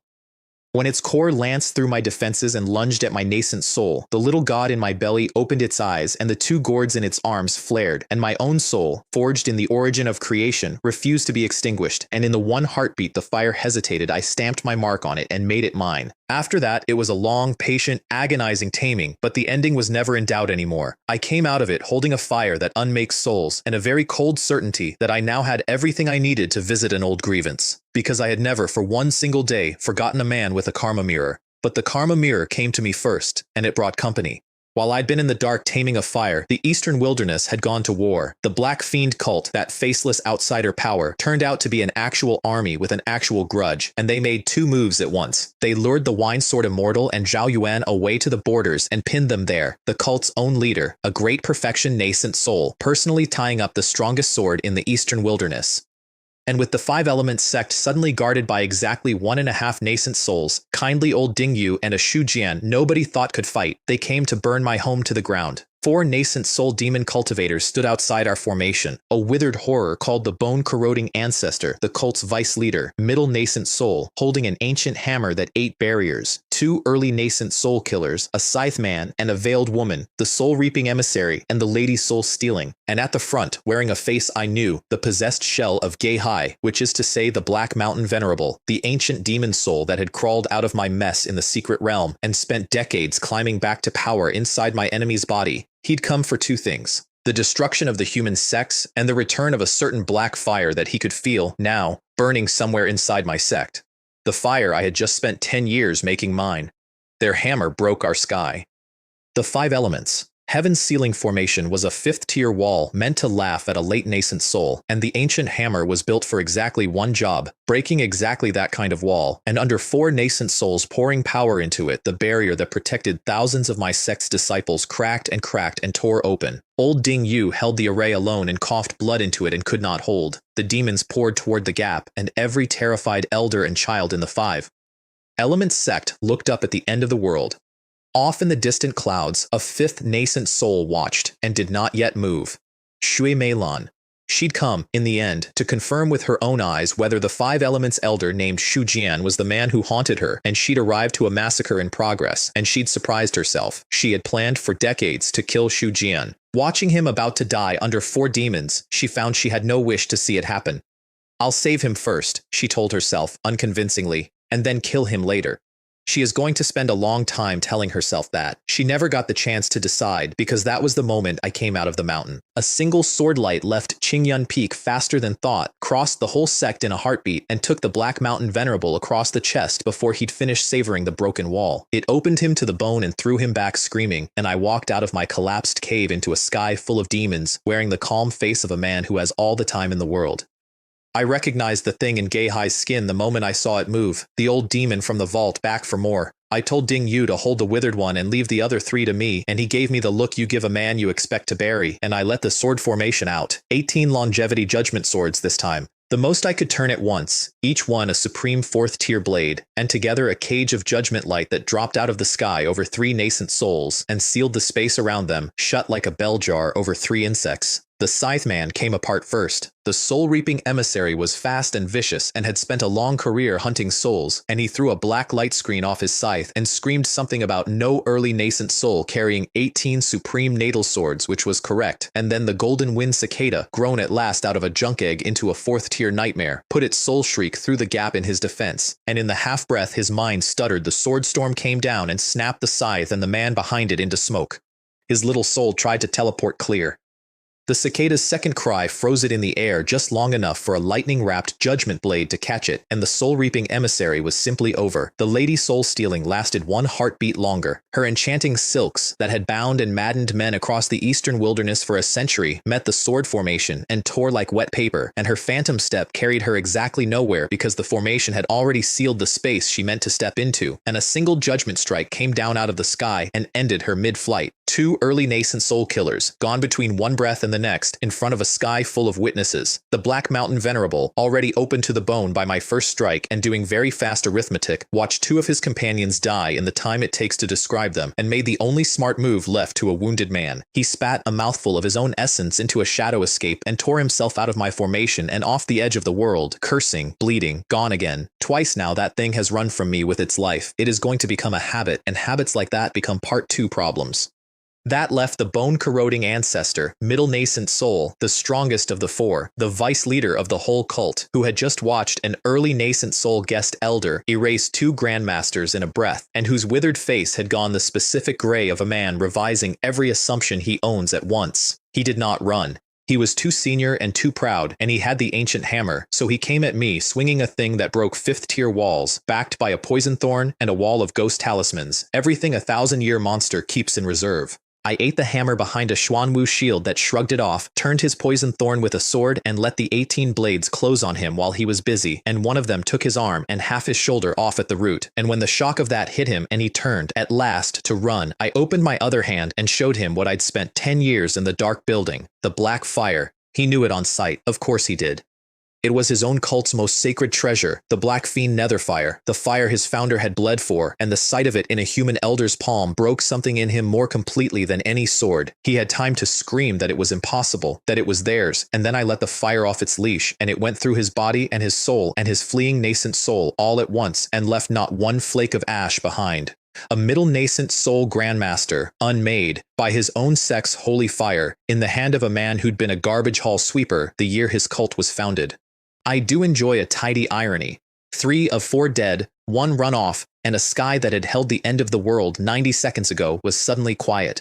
Down below, thousands of disciples stared up at the green-robed elder floating in the wreckage with 18 swords turning at his back, and the word ancestor went around the sect like a wind. Far off in the clouds, Shui Meilin looked at the man she'd come to kill casually incinerating a middle nascent soul, and did some very sober arithmetic about her own chances, and came up with a number she did not like at all.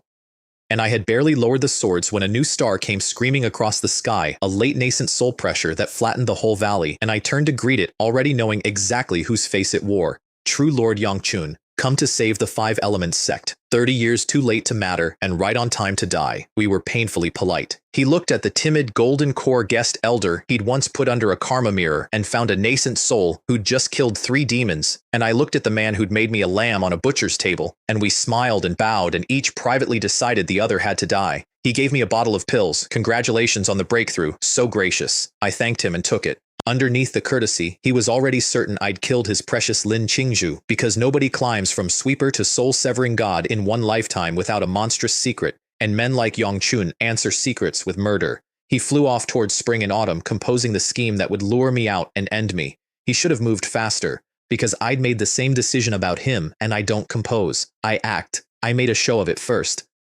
Bowed to Ding Yu, went pale, mentioned my terrible wounds from the battle, limped off to Qingyun Peak to heal, sealed my cave, and lit the array like a man settling in for a long convalescence. Then I dropped through the floor of the world. An Earth Escape talisman the Gourd had made supreme, faster than a nascent soul can fly, and the deceiving heaven record folded over the top of it so that not even Ding Yu felt me leave. I came up in the Black Wind Mountains, in the one narrow pass that every soul returning to spring and autumn has to cross, and I put my back to the wind and became patient. I have always been good at being the man everyone assumes is somewhere else. He came exactly where he had to, unhurried, still turning over the schemes he'd used to kill a threat he thought was safely sealed 100 miles away, and the sky around him filled with swords. 36 this time, all of them. The full longevity judgment, sword formation, the whole natal weapon at once, a dome of cyan gold judgment that sealed the pass and cut him off from the world, and Yangchun's face when he saw me at the heart of it was worth every one of the 30 years I'd waited, not fear yet. Disbelief. The hidden danger he'd meant to eliminate at his leisure had gotten here first and built him a tomb. And the pressure off me wasn't early nascent soul anymore. I'd stopped hiding. It was the middle stage, dense as the sea, and it made a late nascent soul grandmaster feel, for the first time in centuries, the edge of real danger. Yangchun, old dog, I told him, the lamb on your table has come to settle the bill. He answered with his life's treasure. The spring and autumn cauldron, a supreme fourth-tier natal artifact that held the meaning of seasons turning, of things withering and things blooming, an endless green cycle of life poured out to shield him and strangle my swords and vines. It was a genuinely magnificent weapon in the hands of a genuinely powerful man, and for a few exchanges we were matched, my judgment against his seasons, sword rain against a wall of endless spring. So I stopped fighting fair. The golden wind cicada's shriek went into his soul from a direction he wasn't guarding. The white-bone soul banner, which he'd never seen, wailed 10,000 dead voices straight through his mind, and his cauldron's light thinned as the man behind it staggered. Into that half-second of stagger, I put 3 supreme talismans at once, heaven thunder with a thread of true judgment in it, a gray line that cut space itself, a flood of 100 screaming ghost kings, a late nascent soul's worth of ruin dumped onto him altogether. He was a 1,000-year grandmaster, and he did not fold, but he bled, and for the first time Yangchun understood he might actually die here, to a junior, in a windy pass, with no witnesses. So he did what cornered old monsters do. He burned his own lifespan, 100 years of it, spent in a heartbeat, and the spring and autumn cauldron blazed up past its own limits and fired a beam of pure withering law across the space between us, ignoring distance, ignoring my shields, a strike that touched the edge of the realm above ours. I got a black tortoise talisman up and my 9 times forged body behind it, and it still blew through the shield and threw me back spitting blood with my organs rung like a bell. A man made of softer stuff would have ended there. I healed instead, a Yewood rejuvenation talisman flooding me with the pure life of the wood element, closing what he'd opened, and I watched the certainty drain out of his face as his death strike simply undid itself in front of him. He burned another 100 years for another beam. It didn't matter. I was already moving. Eternal judgment, I said. 10,000 swords returned to one. 36 blades folded into a single chaos-colored sword 1,000 feet long, and into it I poured the whole origin of creation, the 5 elements being born and dying in a wheel, everything my strange, impossible Tao had made me. It met the spring and autumn cauldron's last desperate bloom, and for one heartbeat the whole valley held its breath, and then the cauldron cracked, and the man tied to it dropped out of the sky like a broken kite, disheveled and disbelieving, trapped inside a ring of my swords with nowhere left in the world to run. You can't kill me, he said, the way they always say it. The spring and autumn sect will hunt you to the ends of the earth. Kill me, and you're finished. I told him it was a little late to be making that argument, and I opened my hand. He recognized the black fire too, at the very end, and whatever a 1,000-year grandmaster feels looking at the thing that will unmake his soul, Yangchun felt all of it, and then the black fiend netherfire took him, body and nascent soul, and the very idea of him, and left a scorch of bare rock where a legend had been. The man who'd held me under a mirror and called me a lamb, the grandfather of the woman who'd hunted me across a battlefield for a lash I'd already repaid, gone, completely, into nothing. I stood in the wind over that empty ground and let out a breath I'd been holding for 31 years. No speech, no gloating. Just the quiet of a very old debt finally coming to zero, and a strange new clarity, like a window wiped clean, the Tao itself feeling closer for the weight I'd set down. 178 years old, and I had killed a late nascent soul grandmaster with the cultivation of the middle stage, and in an eastern wilderness where no true immortal walked, I was quietly standing on top of the whole world.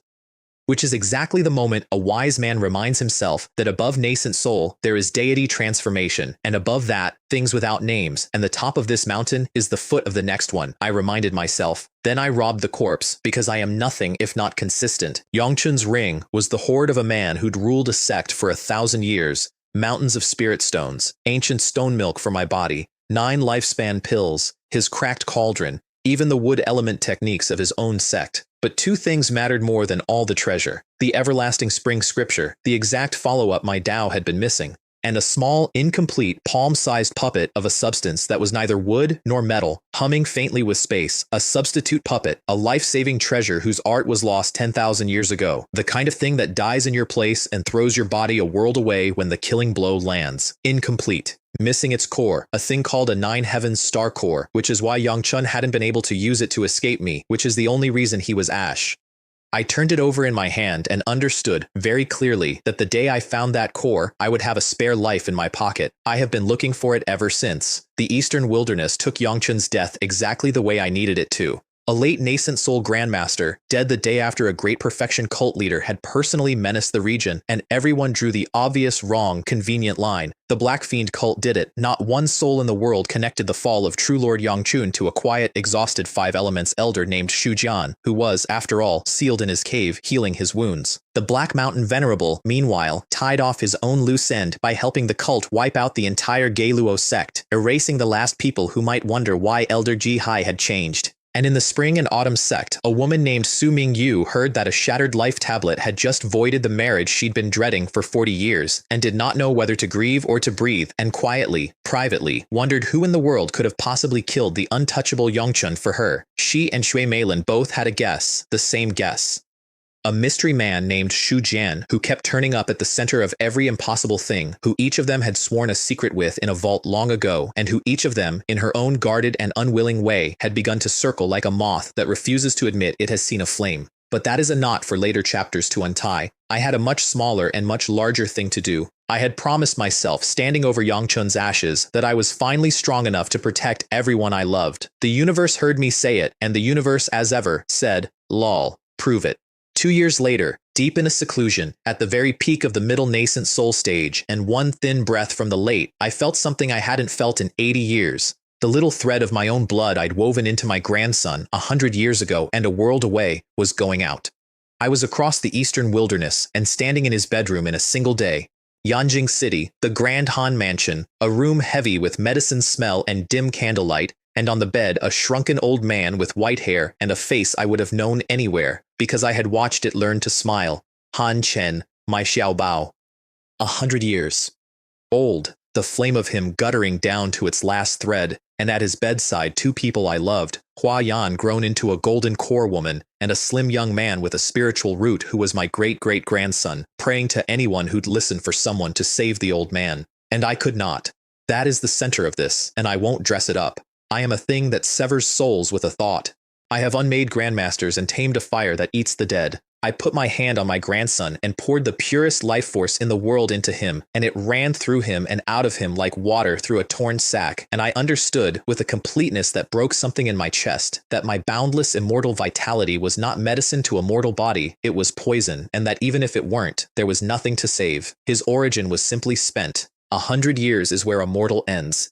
There is no pill for the end of the road, and I, who could buy anything, could not buy him one more morning. He opened his eyes, and he saw me, and the last of his strength went into pure joy.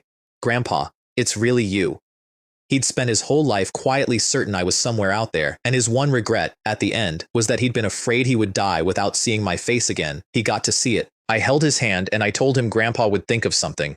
The same lie you tell a frightened child, and he squeezed my hand and forgave me the lie. And he said his only wish had ever been for me to be safe. Then he told me he had no regrets, that he'd lived a good and full and lucky life, that his grandson had a spiritual root and a good teacher and would carry the family up the path I'd bled for. And with his last breath he wished me eternal life. My mortal grandson, dying, spent his final words wishing longevity on the immortal who couldn't save him. Then the light in his eyes went out like a star burning down, and Hua Yan and the boy were weeping, and I stood there holding a hand that was still warm and would never be warm again, and I found out that 180 years and a heart I'd thought was forged to iron had not made me proof against this. I cried. The soul-severing god, over a mortal's deathbed, cried like the sweeper he used to be. Some things you do not undercut with a joke. This is the deepest one. Hua Yan, it turned out, had known for years. The magic in a mortal's veins on an 80th birthday, The alchemist who'd shielded her at Eaglebeak Gorge, the priceless pill pressed into her hand. She'd added it all up long ago and simply held it, waiting for me to be ready. So I stopped hiding from her too. Yes, I told her. Shujian is me. I'm a supreme elder of the 5 Elements sect now, Hua Yan. I'm sorry I couldn't come back sooner. I gave my great-great-grandson my old sword and a cultivation art that would carry him to the nascent soul realm, and I gave Hua Yan a fortune and a supreme pill that would carry her there too, and I told the girl who had once handed a hopeless 100-year-old man a junk gourd out of pure kindness that she would always be my Hua Yan, and that if she was ever in danger anywhere, she was to send for me, and I would come. She was my last bond in this world now, the only one left. Then I went home. Not to the sect. Home. Peach Blossom Village. 100 years had turned it into a stranger wearing my childhood's clothes. Brick where there had been mud, a leveled, prosperous, unfamiliar road, and old men dozing in the sun who, when I asked after the boys I'd known, either stared at me blankly or sighed that, oh, those fellows, they've been gone 40 years. Their grandsons are old men now. The children I'd watched run naked and shrieking through these lanes were dust, and their dust had raised dust of its own. I walked to the Han family's ancestral ground, past a grand vermilion gate that had swallowed the little courtyard where a grandfather and a grandson once cooled off on summer nights, and in the deep of the yard, past all of it, the old peach tree still stood, bare, in the dead of winter, gnarled and stubborn and alone, guarding a path that everyone else had paved over. I put my back against its rough trunk and drank cheap spirit wine and watched the chimney smoke rise over a village full of strangers, and I let it all come. The satisfied smile on my dying grandson's face, Hua Yan's grateful eyes, my wife, gone 100 years, my son, gone. Every parting the long road had made me stand through, one after another, laid end to end. And under that ancient tree that had watched my whole mortal life begin and end, something in me that had been clenched for a century finally, quietly, let go.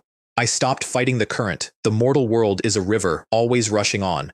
The immortal stands like a green mountain and watches the clouds gather and scatter, and gathering and scattering, living and dying, blooming and withering. These are not wounds. They are the Tao breathing, clinging to what the river carried away. That was the only real demon I had ever fought. And the moment I truly understood it, not as a clever thought, but as a settled thing in the deepest floor of me, the power I'd carried at the peak of the middle nascent soul simply slipped its last chain and flowed free, and my connection to heaven and earth rang clear as a struck bell. No storm, no pillar of light, just a 180-year-old man letting go of his grief under a tree and stepping, as naturally as breathing out, into the late nascent soul stage. One of fewer than 10 such grandmasters in all the eastern wilderness, and the old peach tree that had stood bare and loyal through the whole winter of my mourning felt it and answered. In the dead of winter, on gnarled black branches, pink buds swelled and opened. A whole tree of peach blossoms burst into bloom against the gray cold, and then fruit, ripe and full and fragrant, in a courtyard where snow should have been. A few village children crept in at the crack of the gate, drawn by the impossible color and the smell of spring, and found an old man in a blue robe smiling under a blooming tree, and I called the biggest, reddest peaches down off the branches into their small hands, and a pig-tailed girl asked me why the tree was blooming in winter, and I told her it was blooming because it was happy someone had finally come home. "What's your name, Grandpa?" a boy asked around a mouthful of peach, and for a moment I saw Han Chen and Hua Yan at that same height, 100 years gone, crowding me for candy in a smaller yard. "Just call me Grandpa Songlin," I said, and they laughed and thanked me and ran off to tell the whole village about the magic tree, and by the time they'd found the grown-ups, I was already gone, the way smoke is gone, as if I'd never stood there at all. They still tell it, in that village. How the Han family's old peach tree bloomed and fruited in the dead of winter, how the peaches made the sick strong and the old live to 100, how it must have been a visit from the immortal Grandpa Songlin who lived there long ago and walked the path to heaven. They burn incense to a tree now. Let them. It's a kinder story than the true one, and the true one I carry myself. Because the peach blossoms still bloom for me. But every single person who ever stood under that tree and called my name is gone into the earth or scattered to the far corners of the world. Faces change and vanish, and I do not always know where. The peach blossoms just keep smiling in the spring wind for a man who has to walk on and leave them behind. So I flew back toward the sect, a late nascent soul grandmaster, the last thread of my worldly heart set down at last under a blooming tree, my Tao heart finally, perfectly clear. 100 years ago, a room full of people had looked at a sweeper and told him he was too late. He had become a god who makes flowers open in the snow, and he had exactly one person left in all the world that he loved, which is precisely, of course, the person they came for. I'd barely reached my mountain when the message caught me. A late nascent soul monster of the beast taming sect had looked at Hua Yan, seen the rare and pure spiritual essence in her that a certain kind of predator covets to fuel his own cultivation, and simply taken her, with the blessing of a spring and autumn sect too weak and too desperate to say no. My great-great-grandson had come to the gates of the Five Elements sect on his knees. Save my master, save Hua Yan, the girl who gave a hopeless old man a gourd, my last bond in the whole turning world, and the god who an hour ago had made peach trees bloom for the dead felt every warm and gentle thing go out of him, and turned to the coldest and clearest killing purpose he had ever known. I had spent 180 years, buried 100 enemies, unmade a grandmaster, and become a legend, all so that no one could ever again take what was mine while I stood by helpless. Someone was about to find out, in the most thorough way the Eastern wilderness had ever seen, exactly what that 100 years had built. I dropped the name Shujian off my shoulders like a coat I was done wearing, and I went to get my granddaughter as Han Feng. The thing that had taken her was a beast-taming sect grandmaster called the Myriad Beast's True Monarch, late nascent soul, a full stage above me, and a predator of a very specific kind. Hua Yan was born with something 1 in a million, a pure yin essence, the exact rare fuel a certain sort of monster burns to force his own breakthrough. He had done it 99 times before her, 99 people with something rare in them, drained to ash to feed his climb and fed to the black dragon coiled behind his throne. Hua Yan was to be the 100th, sacrificed on a full moon midnight to push him into the great perfection of the nascent soul realm. The spring and autumn sect, leaderless and terrified since I'd burned their grandmaster, had handed her over for his protection and called it an alliance. Ding Yu begged me to wait for the wine sword immortal to come home and negotiate. I did not wait. Some negotiations you conduct in person. They dressed the whole beast-taming sect for a celebration, lanterns and music and a red carpet. Honored guests from every power in the eastern wilderness come to watch the great monarch claim his prize, and at the end of that carpet, sealed down to a mortal's helplessness, walked Hua Yan, hiding a sharpened hairpin in her sleeve because dying by her own hand was the only freedom she had left, praying with every step, "Grandpa, please don't come, because even now the only thing she feared more than that altar was that I'd get myself killed trying to reach it. I reached it. One word did it. Wait. Not loud. It landed on that square like a struck bell and stopped the music dead, and I came down out of the sky in front of 1,000 staring guests and told the myriad beasts' monarch in front of all of them that the woman on his altar was my junior, that there would be no ceremony, and that I was taking her home. Hua Yan tore off her veil and saw my face, and her whole heart broke open at once, joy and terror in the same breath. Go away, Grandpa Songlin. I came willingly. Please leave, still trying to save me with the last thing she had. I gave her a look that told her to stop lying to a monster on her behalf, and I kept my eyes on the thing that had bought her. He tried at first to be smooth about it, invited me to sit and drink and witness, gave me the exit. I told him I didn't want the exit. So the smile came off, and a late nascent soul's pressure rolled over the square like a landslide, and he told me that anyone who touched his prize was an enemy of the beast-taming sect on beast-taming ground. And I told him, very quietly, in a voice that reached every soul in that plaza, that if one hair on Hua Yan's head came to harm, I would turn his entire sect into a grave. And then he threw the first strike, and I got to show 1,000 witnesses what the sweeper had become. He opened with a beast claw the size of a hill, wind and thunder, and enough demonic power to level a village. I raised 2 fingers and cut it in half with a single sword light and did not move my feet. He went pale and reached for his real weapon, the Myriad Beast Banner, a supreme 4th-tier treasure, and shook 9 nascent soul beast souls out of it, a phoenix of fire, a tortoise of ice, a winged tiger of pure malice, 9 monsters converging on me from every side. I led a small sword formation up to hold them off, and then I called the lightning. 9 heaven's thunder body, 9 copies of me, each spun from pure lightning, each carrying 70% of my strength, each holding a longevity judgment sword, and 9 clones fell on 9 beast souls like tigers into a sheep pen and cut every one of them back into smoke. The monarch was still gaping at the impossibility of 9 solid clones when his own natal beast, the black dragon, tried to gut me from behind with venom and a mountain-shattering tail. I didn't turn around. I put a 9 revolutions golden fist into it backhand, felt its scales and its spine give at once, and sent 4 swords chasing it down to punch through its vitals and drop it screaming through the roof of the plaza. His hidden soul-splitting dagger fired silent at my spine. I split without looking. After Peach Blossom Village, my soul was a lantern that lit up the whole square. Nobody sneaks up on a man who can feel the space behind his own back. So he did what desperate grandmasters do. He lit his entire sect. The mountain-protecting formation roared awake and poured the strength of 10,000 beasts into him, and his aura climbed past late nascent soul into the great perfection, a beast god's shadow rising 100 feet behind him, and he laughed and told me to feel his true power. I shook my head because I'd seen a real grandmaster burn his own life for power in a windy pass and lose, and this was just a smaller man borrowing a bigger crutch. Let me show you, I told him, what a true longevity sword formation looks like. 36 blades this time. Every sword I owned, and the 9 lightning clones standing at the 9 points of the formation to run it. A dome of judgment that turned the sky into a falling river of cyan gold. His borrowed beast god swung and shattered and could not stop it. And when he threw everything he had into one last fist, I folded all 36 swords into one chaos-colored blade with the whole wheel of creation turning inside it, and I brought it down. The beast god burst like a bubble, the sex formation cracked from horizon to horizon, and the myriad beasts, true monarch, a late nascent soul grandmaster who a minute ago had worn the great perfection like a borrowed coat, knelt bloody and broken in a crater in his own plaza, while a green-robed man without a speck of dust on him floated above him with 36 swords turning quietly at his back. The whole square had stopped breathing. I looked down at the wreck of the man who'd meant to burn my granddaughter for fuel, and I will be honest, I wanted to end him, and I had a purple gold gourd at my hip now that could have swallowed his soul whole and been done with it. I didn't. Killing a sex grandmaster in front of 100 witnesses buys a kind of trouble even I didn't want, and just then the sky tore open and the wine sword immortal himself came down on a sword light, home at last and moving fast precisely because he'd felt my killing intent from 100 miles off and did not want his miracle elder starting a war. He wrapped the whole thing in sect politics, made it a 5 elements matter, gave the monarch a way to grovel, and the monarch, no fool, took it and let my Hua Yan go. I walked to her and broke the seal off her power.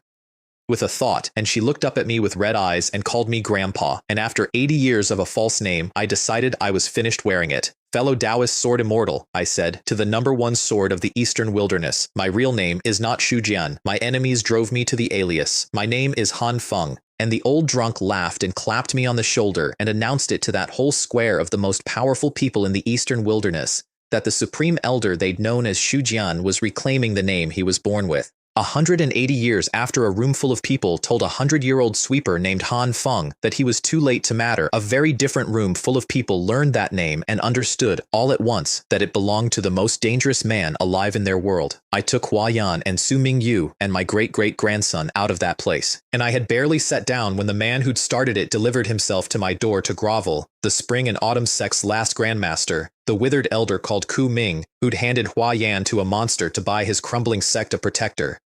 He came apologizing before I even looked for him. I could have burned him where he knelt, and part of me wanted to. Instead, I gave him 3 conditions, because a dead sect leader is a mess, and a living one who owes me his existence is a tool. First, an artifact for Hua Yan's own breakthrough, so the girl who gave me a gourd would never again be helpless in a room full of stronger men. Second, and this one I enjoyed, I made him hand the whole spring and autumn sect to Su Mingyu, name her sect leader on the spot, the woman his old master had once tried to sell into a marriage she didn't want, now the master of the sect that had leashed her. The forced marriage clock that had hung over her for 40 years didn't just stop, it became her signature on the sect's decrees. And third, a quiet trade, one of my lifespan pills, which I no longer needed, for 50 of his soul-forging pills, which I did, because there is a realm above nascent soul, and a wise man starts saving for it early.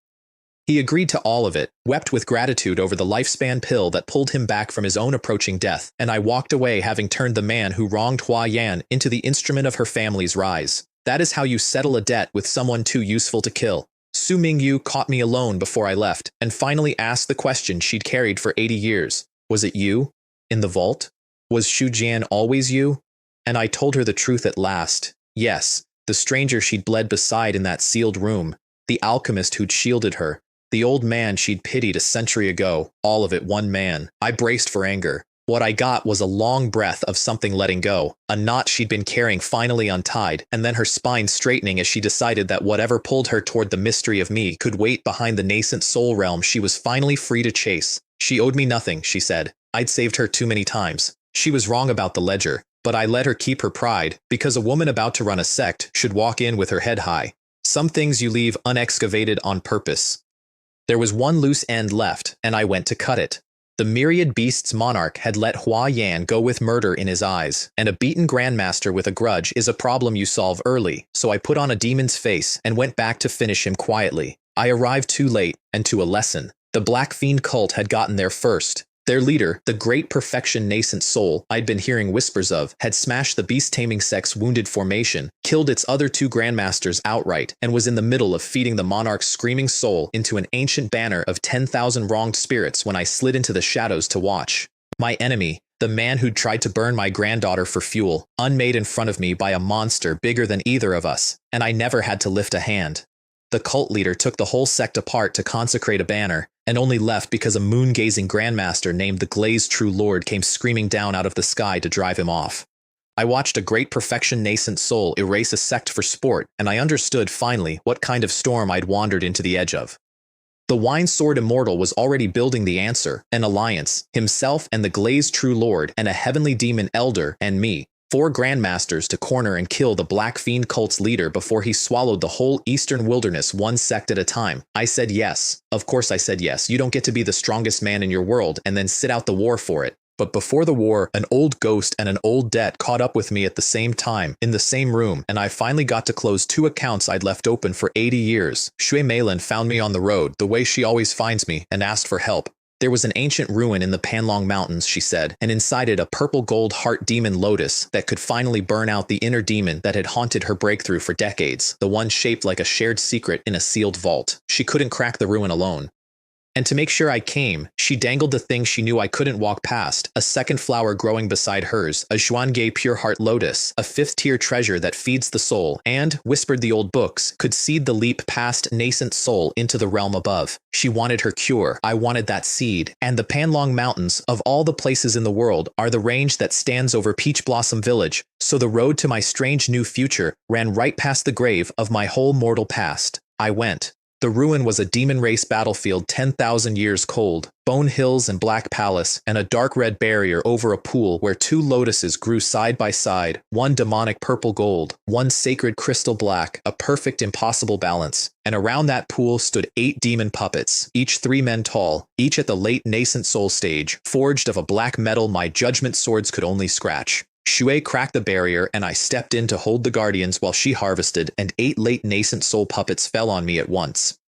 For a while I fought them the honest way, 9 lightning clones and 36 swords, and it was like trying to cut down statues with a whip. They felt no pain and knew no fear and simply kept coming, and Zhui got her hands on both lotuses and sealed them away while I bought her the time. Then she slipped into the Black Palace to scout, and the moment she was gone, I stopped fighting fair and brought out the thing I'd been saving. The purple gold gourd, the Zhuantian demon suppressing gourd, the twin I'd carried unrefined for 80 years and finally cracked open at the late nascent soul stage, and I pointed its mouth at 8 indestructible demons and told it to eat. A suction older than the world poured out of that little bottle, a chaos that hates exactly one thing in creation, demonic power, and 8 puppets that no blade could break were folded down into 8 streaks of black light and swallowed whole, and the courtyard went silent. My blind box gourd upgrades junk into treasures. Its twin simply deletes demons from the world. I was beginning to understand what I'd actually picked up off a dead founder's altar.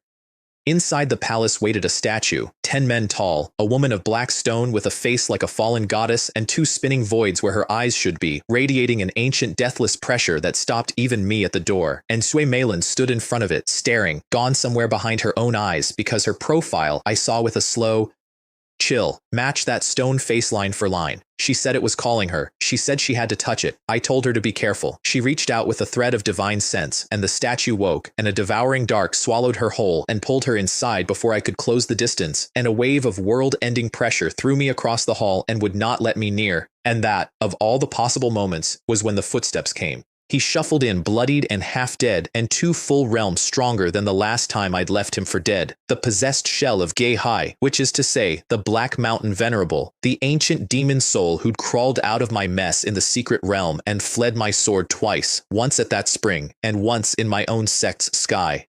He'd been running from the Black Fiend cult's leader, aiming for a teleport array hidden in this very palace, and he'd walk straight into me instead. He didn't recognize the death he was standing in. He tried to talk, offered me lore and alliances and the inheritance of some eternal night demon god, spun a long clever thread to lull the #1 man in the eastern wilderness into lowering his guard so he could put a knife in it. I let him talk, because a cornered ancient will tell you the whole map trying to buy one more breath, and he did. The demon race outpost, the fallen Xuantian sect that once ruled this whole continent, the teleporter to a demon world, the black fiend venerable who founded his cult, all of it spilling out of a man who thought he was the one doing the trapping. Then I asked him the one question that ended the act. "Are you Geihai?" I said, walking toward him, "or are you the Black Mountain Venerable?" His face came apart, and he ran, and he was far, far too slow. A heavenly net talisman folded space shut around him. 36 swords and 9 clones dropped into a killing formation. He burned his life essence and tore half free at the cost of an arm, and made his last play, a soul-slaying blade forged from his own primordial blood, a divine transformation tear strike aimed straight at my soul, the kind of attack that could gut a great perfection grandmaster. And I answered it with a gourd. The Xuantian demon-suppressing gourd opened its mouth and drank his ultimate blade out of the air like it was smoke, and in the frozen instant of his disbelief, I brought the whole sword formation down and shattered the body, and when his 10,000-year demon soul screamed up out of the ruin trying to flee, the gourd drank that too. At the very end, the last thing he understood, he recognized the treasure that was swallowing him. He screamed it as he went, the Xuantian demon-suppressing gourd, the Xuantian sect's supreme demon slayer. How? Who are you? How does a nascent soul nobody carry a 6th-tier, heaven-reaching treasure? And I did not answer him, because you don't owe a speech to a debt. The demon who'd fled me twice went into a bottle and did not come back out. I didn't destroy him in the end. I did something better. Trapped in the gourd, his 10,000-year soul ground down to a single flickering ember, he begged, and then he made an offer no vengeance could match. The gourd had lost its own spirit in that ancient war, he said, which was why it wasn't yet the god-slayer it should be. Let him become that spirit. Let him be bound into the treasure, his life and death mine, to end with a thought, a servant who could never betray me, and who happened to know every secret his terrible senior brother had. So I burned the malice out of his soul with his own black fire, folded what was left into the heart of the gourd, and turned the ancient demon who'd haunted me since the secret realm into a groveling voice in a bottle that calls me master and means it. The gourd woke up stronger for it, and I acquired, at a stroke, the one thing worth more than another kill, a terrified informant who has seen the face of the monster coming for me. He told me everything, in slices, over the 3 months it took to bind him, and none of it let me sleep easier. The purple gold gourd is a 6th-tier, heaven-reaching treasure, the Xuantian sect's own supreme weapon. That dead sect, the one whose secret realm started my whole climb, once ruled this entire continent 10,000 years ago, before a demon world power called the Eternal Night Demon Palace crossed over and burned it to nothing in a war that killed even void-refining immortals. The Black Fiend cult was founded by 2 of that demon world's disciples, the Black Mountain Venerable now sniveling in my gourd, and his senior brother, the Black Fiend Venerable, 10,000 years old, kept alive past every natural limit by a drop of a demon god's undying blood, healing right now in a poisoned mountain, wanting his stolen fire back. And the statue that had swallowed the veiled woman I'd circled for 80 years was the image of the eternal night demon god, and Shui Meilan had been pulled into it because the blood of that demon god runs in her, and she had gone in to claim an inheritance that was hers by birth. She came out 3 months later, a different woman.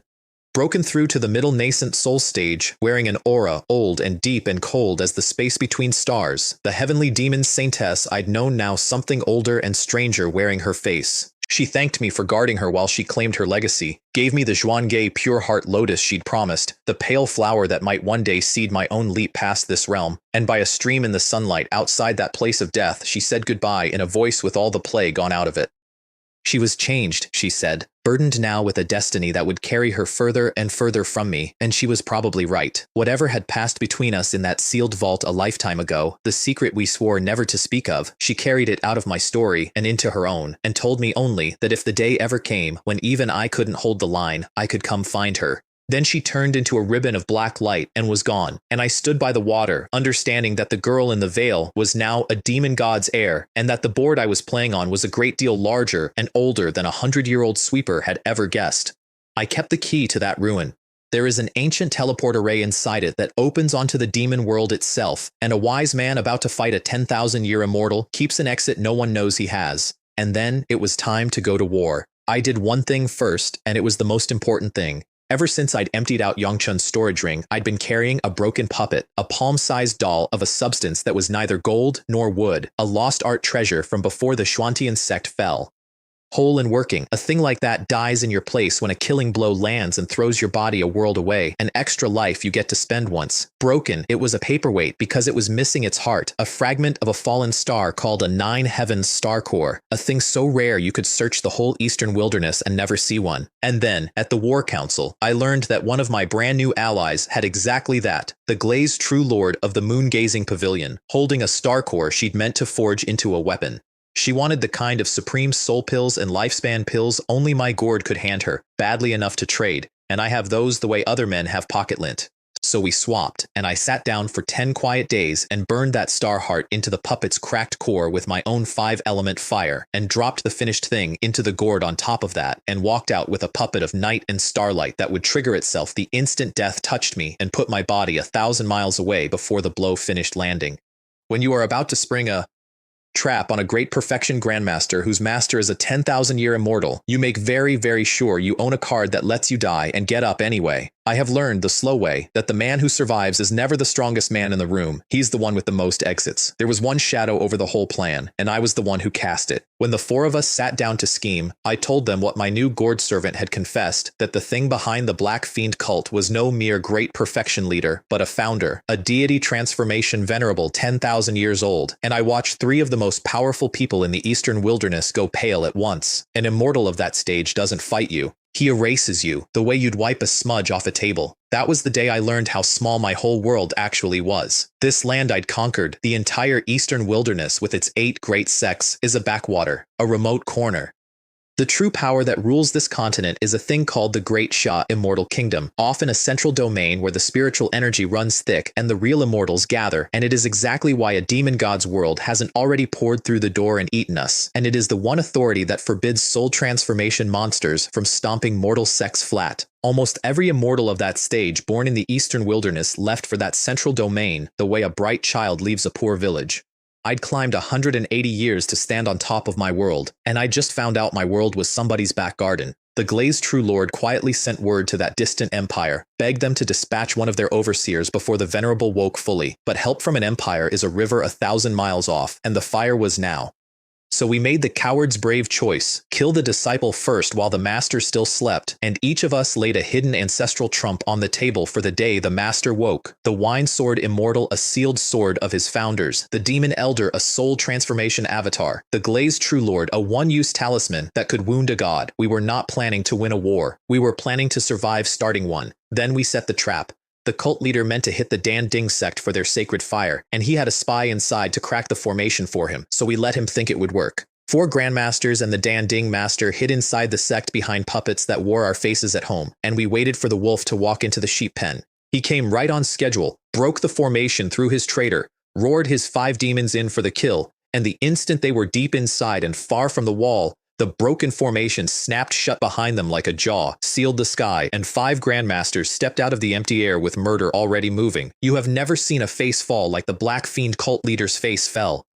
The 4 lesser demons died first, and they did not die easy, they died fast. They'd walked in expecting a slaughter and found 5 apex predators waiting, and the first thing that happened was Shen Tong's ancient thunderhammer swelling to the size of a mountain and crashing through their formation plate, the ancient treasure they'd meant to break the sect with, snapping it and staggering all 4 of them in a single blood-red blow.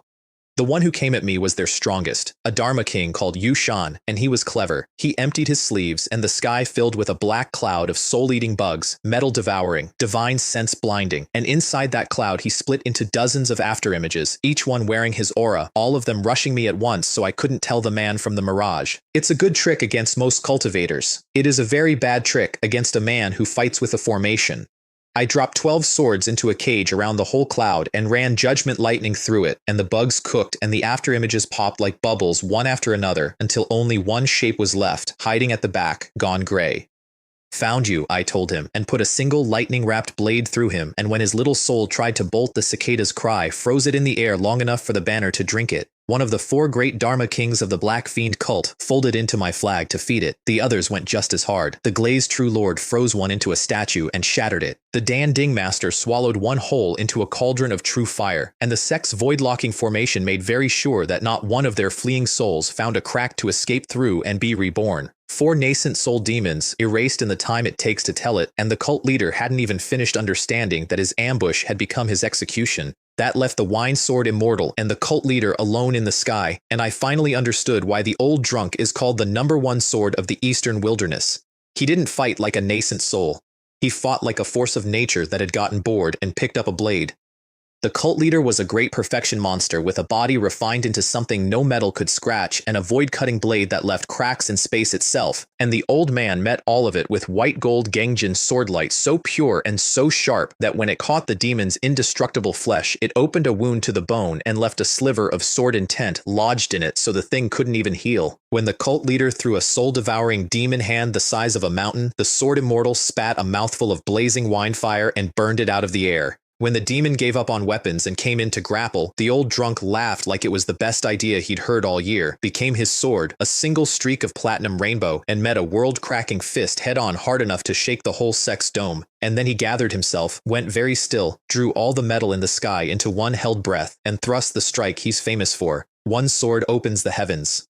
A single line of light like the first dawn after the world was made, and it walked straight through 9 demon dragons and a banner of 10,000 screaming souls without slowing, and it touched the very edge of the realm above ours, and it should have been the end of everything. It would have been if the cult leader hadn't been wearing a life-saving mark his own master had branded between his brows for exactly this moment. The mark took the sword meant for his soul and shattered into a spiderweb of cracks doing it. The cult leader lived, by the width of a hair, gray-faced and finally, completely afraid, and the sword immortal fell back, coughing, spent, because a strike like that is not one a man can throw twice in a day. For one breath, it looked like the monster might still slip the net.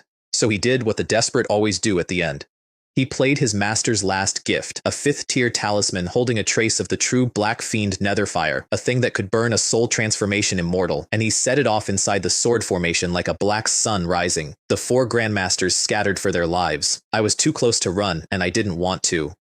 I let it bloom, and I opened my gourd.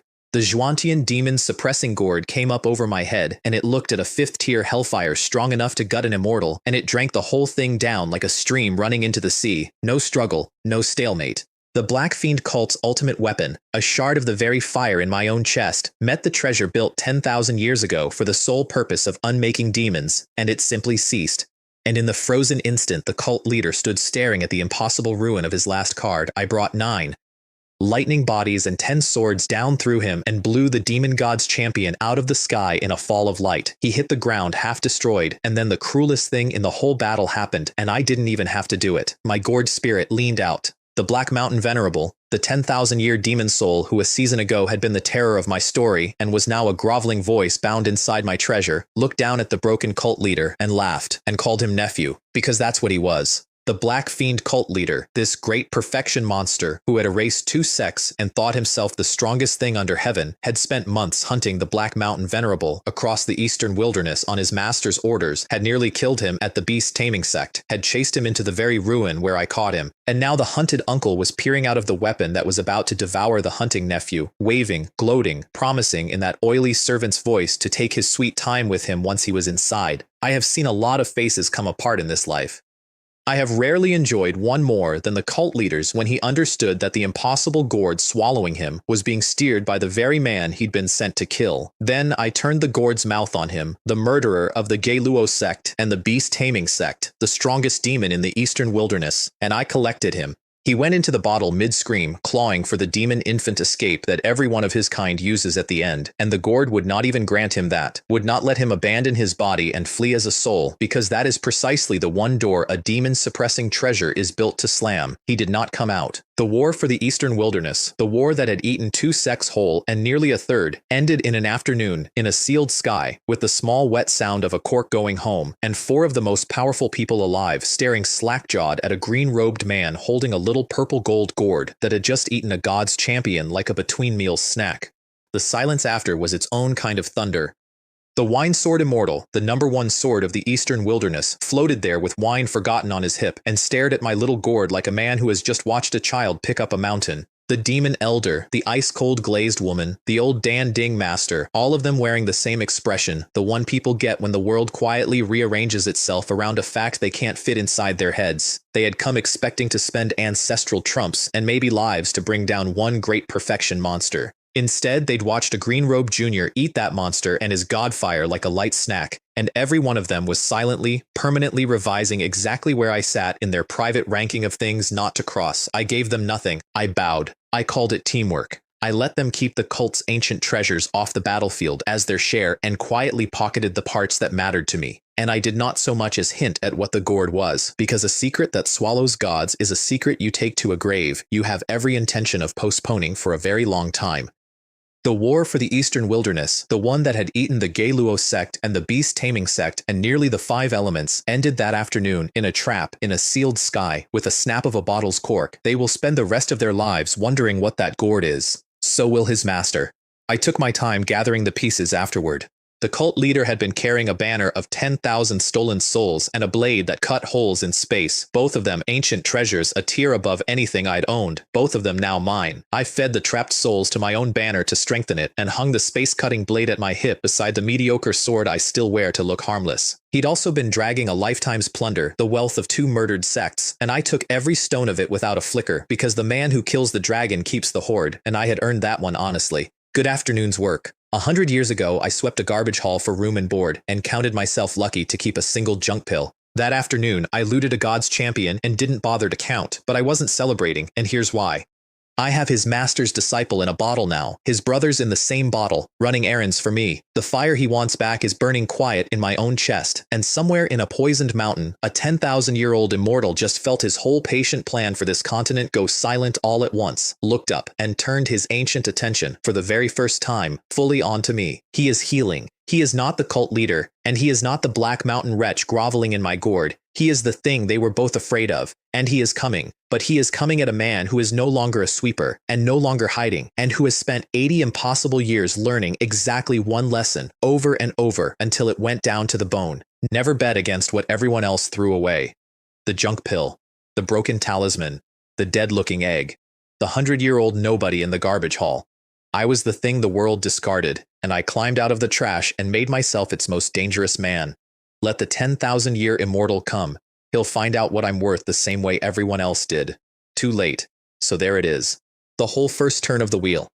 A 100-year-old sweeper in a garbage haul handed a heavenly spiritual root and told he was a lifetime too late, who took a junk gourd from a kind girl and climbed in 80 impossible years all the way to the top of the world. I outlived my wife and my son and my grandson. I paid every debt I swore. The lash and the hunter and the mirror and the demon who ran from me twice, all of it collected, most of it now sealed in a bottle calling me master. I made peach trees bloom in the snow for the dead, tore down a monster in front of 1,000 witnesses for the one mortal I have left, put a friend on a sex throne, and took my own name back. The universe told me, once, at 100 years old, that it was too late.